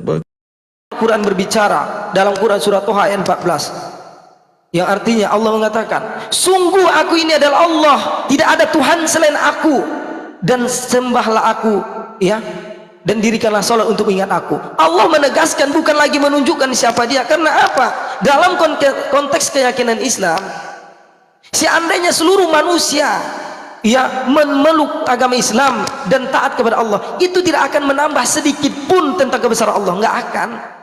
Tapi sebaliknya, seandainya seluruh manusia di permukaan bumi ini ingkar terhadap Allah Subhanahu wa taala, dan itu pun tidak akan mengurangi sedikit pun dari kerajaan Allah.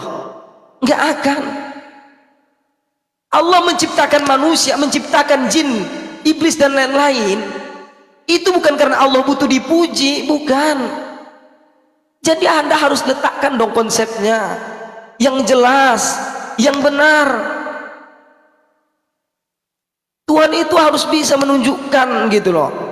Betul kata Bang Juma gitu. Nggak mungkin seandainya seluruh manusia, seluruh makhluk, baik itu binatang, hewan, ya, tumbuh-tumbuhan menuhankan Yesus.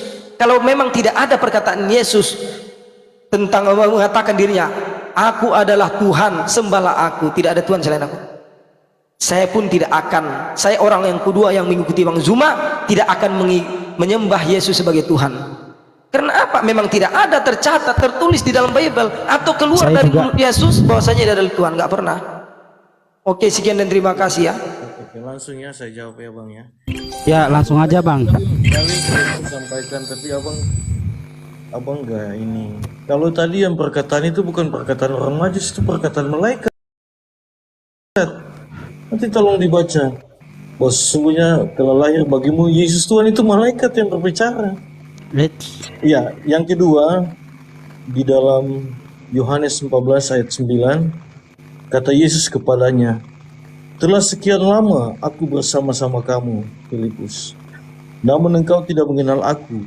Barang siapa telah melihat aku, ia telah melihat Bapa. Bagaimana engkau berkata, tunjukkanlah Bapa itu kepada kami. Dengan demikian Yesus sudah mengakui bahwa Yesus itu Bapa. Ya, nanti tolong dibaca, direnungkan, diresapi. Kalau memang kalau baca saja harus objektif supaya bisa memahami, karena memang memahami ini tidak gampang, Pak.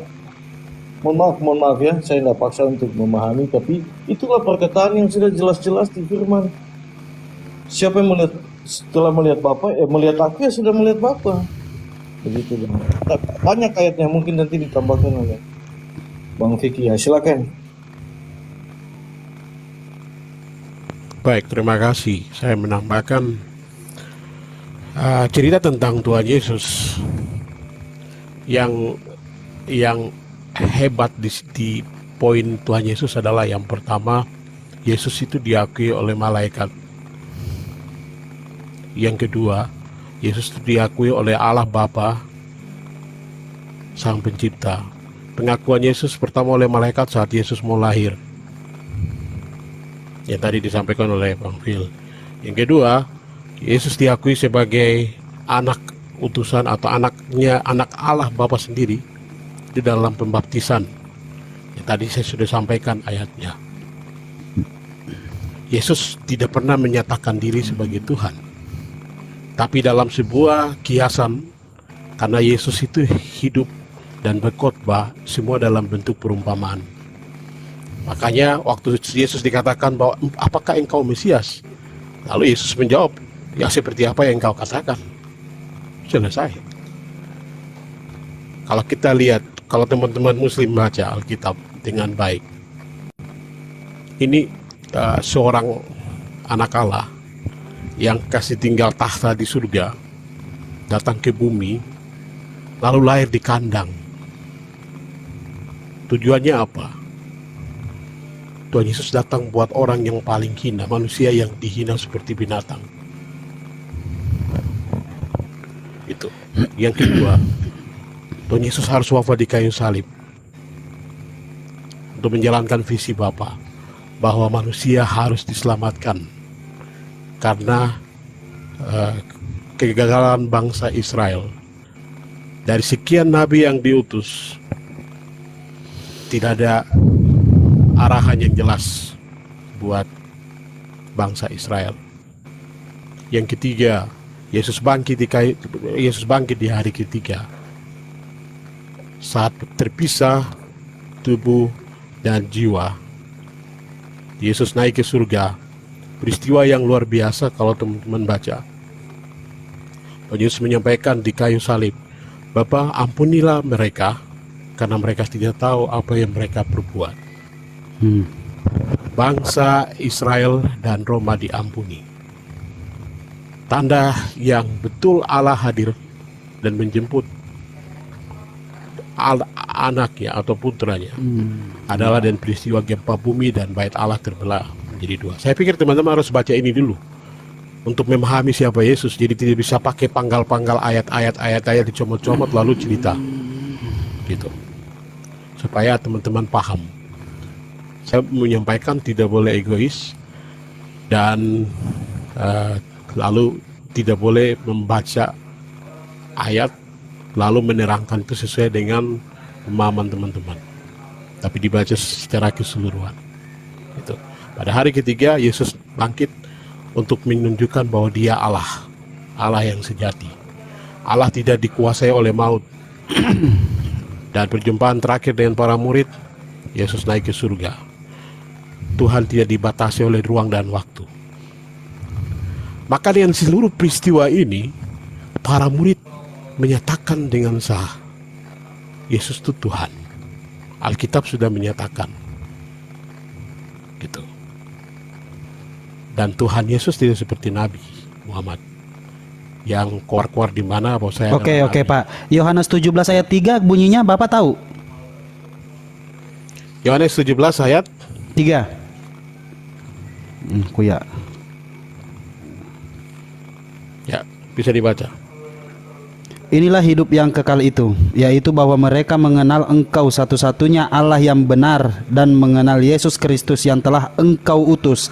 Engkau itu siapa?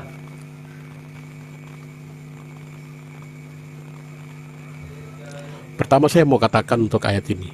Engkau itu siapa, Bapak? Ini ini moderator ngapain ikut-ikutan ini? Bukan moderator. Gue baru ngomong, ya Allah, dikata moderator. Iya, siap. Saya mau sampaikan nih. Kehadiran Yesus dalam ayat ini, kalau Bapak baca perikopnya, itu doa Yesus untuk murid-muridnya. Oke? Doa Yesus yang Yesus sampaikan adalah kepada Bapa di surga. Kenapa? Yesus masih manusia. Ini asumsi Bapak nih. Ini asumsi Bapak nih. Bukan asumsi. Ini jelasnya. Maka hubungan Pak, saya di ingatkan ayat lagi, 3. jangan pernah bawa perikop, Pak, ya. Karena nanti akan ada tantangan di mana perikop mengatakan tentang ketuhanan Yesus. Tunjukkan kepada kita satu perikop aja yang menunjukkan tentang ketuhanan Yesus, gitu. Judul perikopnya mengatakan Yesus Tuhan itu, gitu. Makanya jadi jangan bawa perikop, ya, karena kita tetap membawakan data seperti itu. Ya, saya baca perikop supaya teman-teman paham bahwa ayat itu menceritakan tentang apa, karena dia benang merah, Pak, tidak bisa dipisah-pisahkan. Oke. Dan ini yang kesalahan teman-teman Muslim ini, karena suka mengambil ayat-ayat gitu. Maka di ayat ketiga itu Yesus menyatakan dengan tegas bahwa Yesus adalah manusia, utusan, dan bukan utusan. Lah ini Yohanes 17 ayat 3. Bang Rosid arahin ke Bang Juma dulu, Bang Rosid.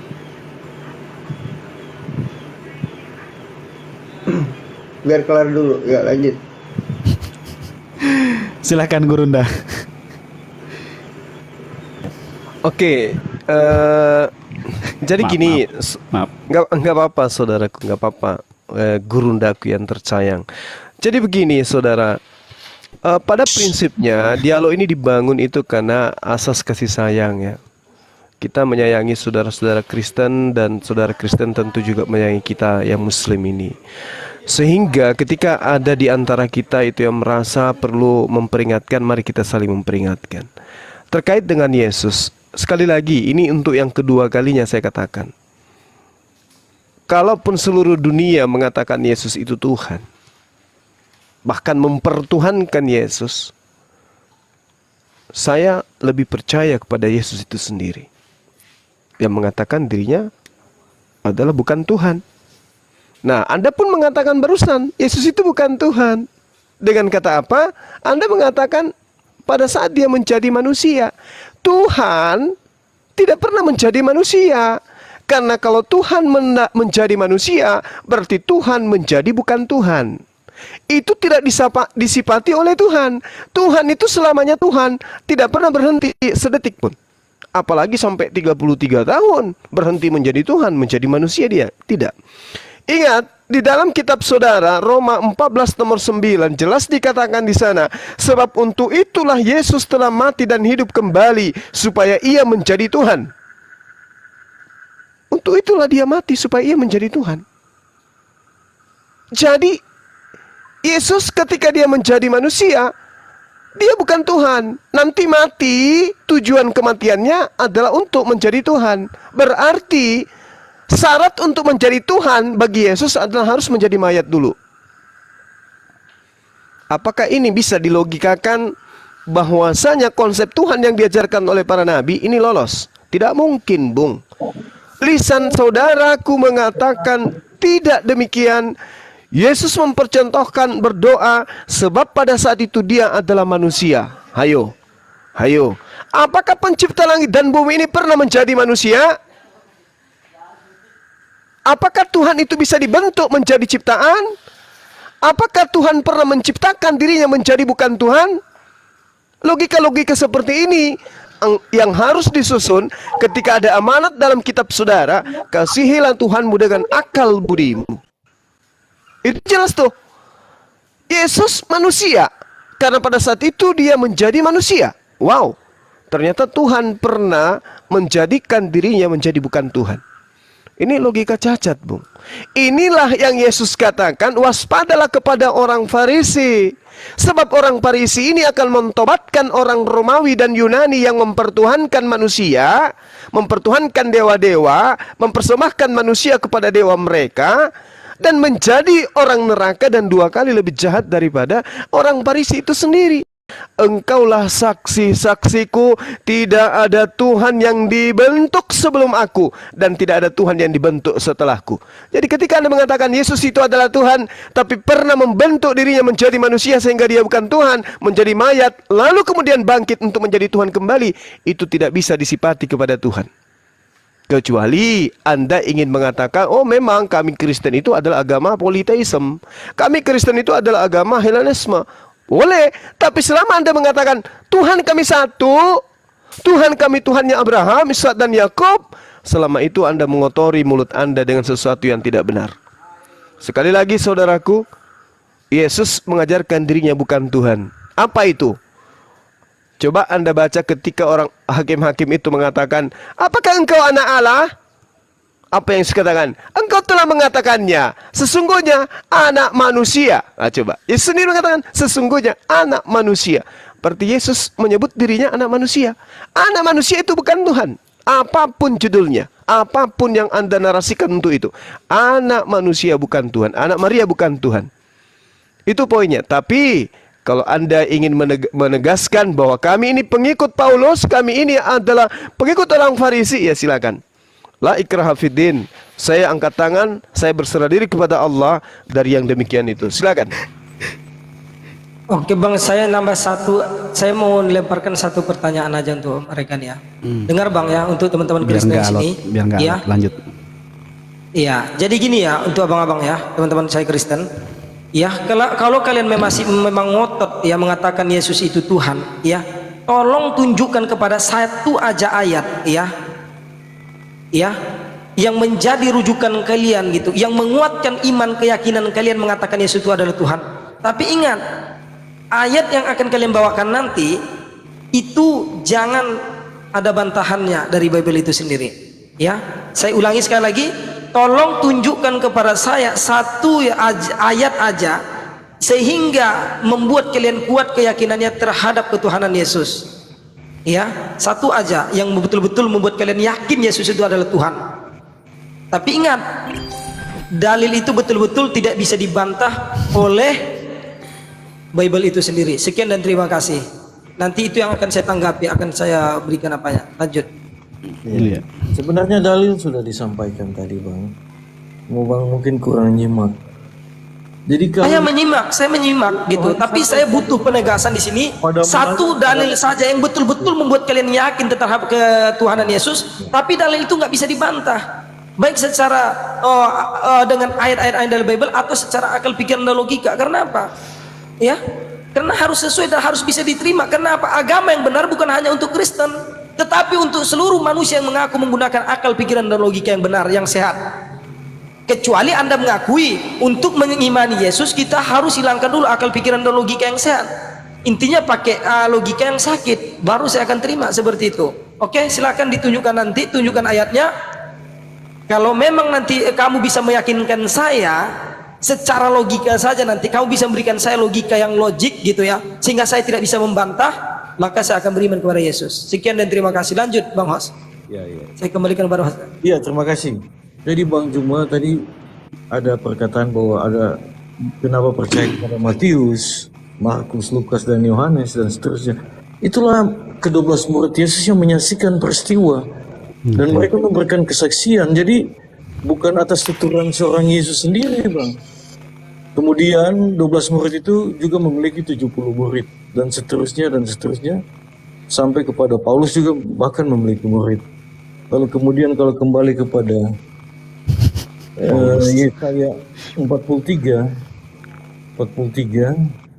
janganlah takut, sebab aku telah menebus engkau.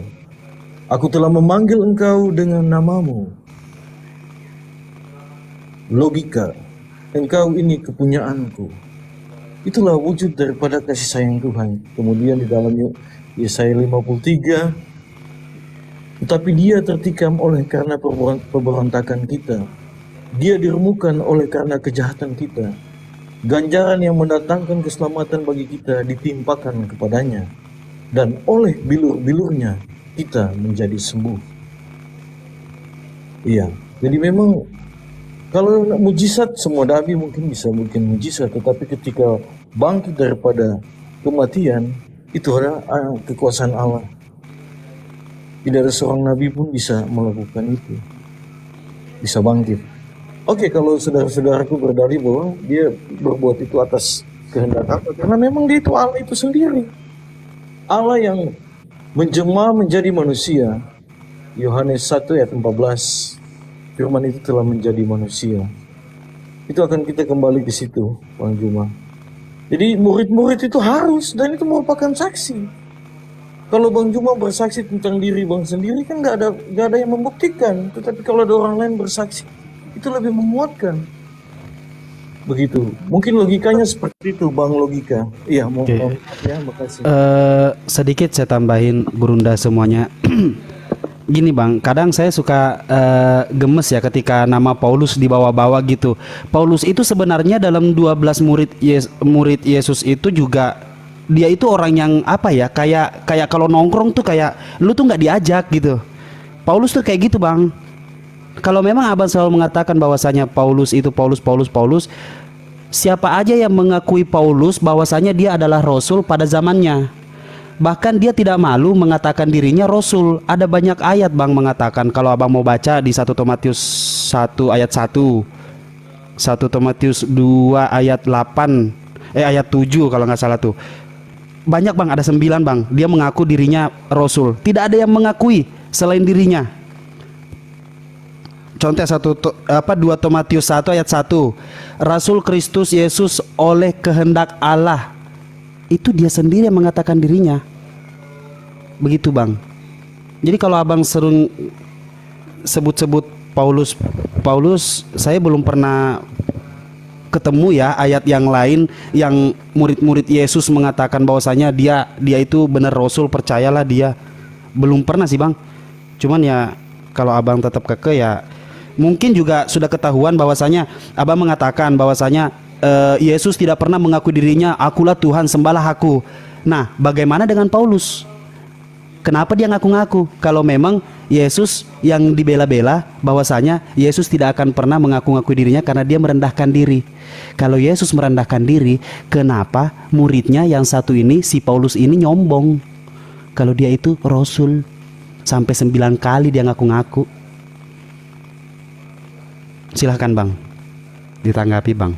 Kalau ada yang menambahin juga silahkan yang lain. Izin ya. Bang Vicky dulu, Bang Vicky. Ya. Silakan akhi logika, mungkin ada yang penambahan. Assalamualaikum warahmatullahi wabarakatuh. Waalaikumsalam Gurunda. Waalaikumsalam Waalaikumsalam warahmatullahi Silakan. IBS kawat ya. Saya cuma mau menegaskan. Oke, silakan akhi, silakan. Gurunda aja dulu mungkin ya. Nge-lag itu. Langsung sebentar Bang logika. Halo? Gurunda langsung Gurunda. Izin sebentar Bang Logika. Silakan Gurunda. Iya, saya melihat ada hal yang menggelikan ya. Ketika saudara mencoba mengambil narasi Yesaya 53 itu. Ingat Bung, ingat. Saya sudah berapa kali mengatakan Yesaya 53 itu sama sekali tidak kena poin manapun. Data nomor 1 sampai 12 sedikit pun tidak ada menyentuh kepada Yesus. Saya kasih contoh satu. Yesaya 53 nomor 11 dikatakan, sesudah kesusahan jiwanya, ia akan melihat terang dan menjadi puas. Dan hambaku itu. Kalau Anda mengatakan bahwa itu untuk Yesus, gugur. Mapata selesai. Gugur. Ternyata Anda mempertuhankan hamba Tuhan. Makin parah itu. Lalu kemudian dikatakan sebagai orang yang benar. Jadi Yesus itu adalah orang yang benar. Kalau itu untuk Yesus. Justru kalau Yesus itu adalah orang yang benar, maka Yesus tidak boleh dibunuh. Karena Keluaran 23 nomor 7, jangan engkau membunuh orang yang benar. Itu kan perintahnya tuh. Akan semakin memberatkan saudaraku ini kalau menggunakan kitabnya Yahudi untuk mendudukkan Tuhan yang Anda sembah yang berasal dari manusia itu. Nah, kemudian yang kedua, ketika saudara mengatakan Yesus itu adalah Tuhan itu sendiri. Dia adalah Tuhan, Bang Suma. Sebab di dalam Yohanes 1 diterangkan firman itu telah menjadi manusia. Wow. Tadi di Yesaya 43 nomor 10, saya sudah menerangkan kepada saudara, tidak ada Tuhan yang dibentuk, artinya tidak ada Tuhan yang menjadi. Menjadi bukan Tuhan, menjadi manusia. Firman menjadi manusia itu hal biasa. Segala sesuatu yang ada di atas muka bumi ini, baik yang nampak kita lihat maupun yang tidak nampak, itu semuanya berasal dari firman. Semuanya berasal dari firman. Mazmur 33 nomor 9, Yesaya 55 nomor 11. Segala sesuatu itu tercipta hanya dengan Tuhan berkehendak. Lalu Tuhan berkehendak dengan cara apa? Dengan cara berfirman. Jadilah terang, jadilah terang. Jadilah hamil, jadilah hamil. Lahirkanlah Yesus, lahir Yesus.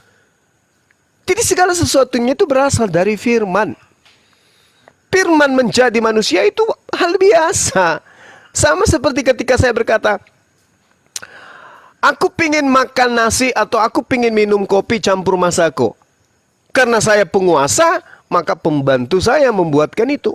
Pada mulanya adalah firman, pada mulanya adalah perkataan. Perkataan itu bersama dengan Bang Suma, dan perkataan itu telah menjadi kopi campur masako. Apakah saya yang berubah menjadi kopi dan masako? Tidak. Itu logika sederhana, Bung. Dan ingat, Anda harus membedakan antara sifat yang melekat pada diri Tuhan dengan perkataan, dengan firman. Firman itu bukan sifat. Firman itu bukan sifat. Firman itu adalah bias daripada sifat. Contoh, Yesaya 55 nomor 11. Segala firman yang keluar dari mulutku, Tuhan memiliki sifat. Apa itu mulut? Mesin yang menghasilkan perkataan. Mulut.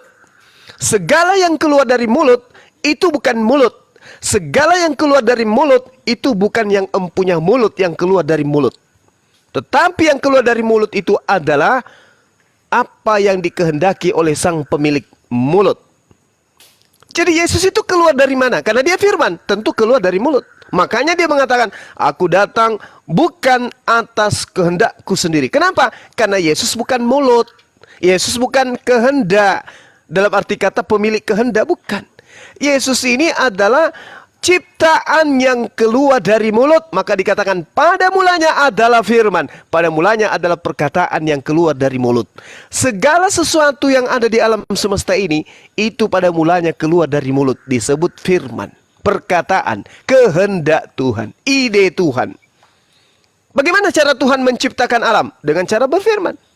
Bagaimana cara Tuhan kemudian menciptakan Yesus? Dengan cara berfirman. Maka firman itu diantar oleh Gabriel. Gabriel menyampaikan kepada ibunya, wahai Maria, Tuhan yang Maha Tinggi menginginkan agar engkau hamil dan melahirkan seorang anak bernama Yesus. Apa yang terjadi? Terjadi kun fayakun. Aku menginginkan wanita perawan itu melahirkan ciptaanku. bernama Yesus. Makanya Yesus dikatakan hamba. Makanya Yesus dalam Yohanes 4, apa yang dikatakan oleh Yesus? Aku menyembah apa yang aku kenal. Kami menyembah apa yang kami kenal. Kamu menyembah apa yang tidak kamu kenal. Yesus menyembah. Kenapa dia menyembah? Karena dia hamba Tuhan. Kenapa dia hamba Tuhan? Karena dia ciptaan. Kenapa dia ciptaan? Karena dia bukan Tuhan. Itu sesederhana itu. Tapi kalau Anda ingin mempertahankan, silakan. La ikraha fiddin, tidak ada paksaan di dalam agama Islam. Silakan dengan agama saudaraku, kita hanya diskusi, meluruskan sesuatu yang bengkok-bengkok, melenturkan sesuatu yang tegang-tegang, kan gitu ya. Nah, sekarang saya kembalikan kepada teman-teman, silakan kepada akhi logika ditambahkan. Habis itu saudara Kristen silakan tanggapi. Silakan Ustadz Oke. logika. Jangan bilang Ustadz bang nanti apa. Oke ya. Jadi gini, saya hanya ingin menegaskan kembali karena saya mumpung di sini kan nama logika ya. Jadi saya nggak memaksa Anda untuk mengeluarkan dalil, ya. Tapi kalau jika Anda ingin meyakinkan saya dengan dalil, ya silakan boleh. Tetapi tidak harus pakai dalil. Sekarang Anda ya rancang satu logika atau satu perumpamaan, ya. Bagaimana cara Anda bisa meyakinkan saya tentang ketuhanan Yesus tanpa bisa dibantah? Jadi ya ingat ya, ini tugas kepada saudara Kristen yang di sini. Saya membuka hati, saya membuka pikiran saya. Ya, saya mencoba untuk membuka diri untuk Kristen. Bagaimana cara Anda bisa meyakinkan saya? Jadi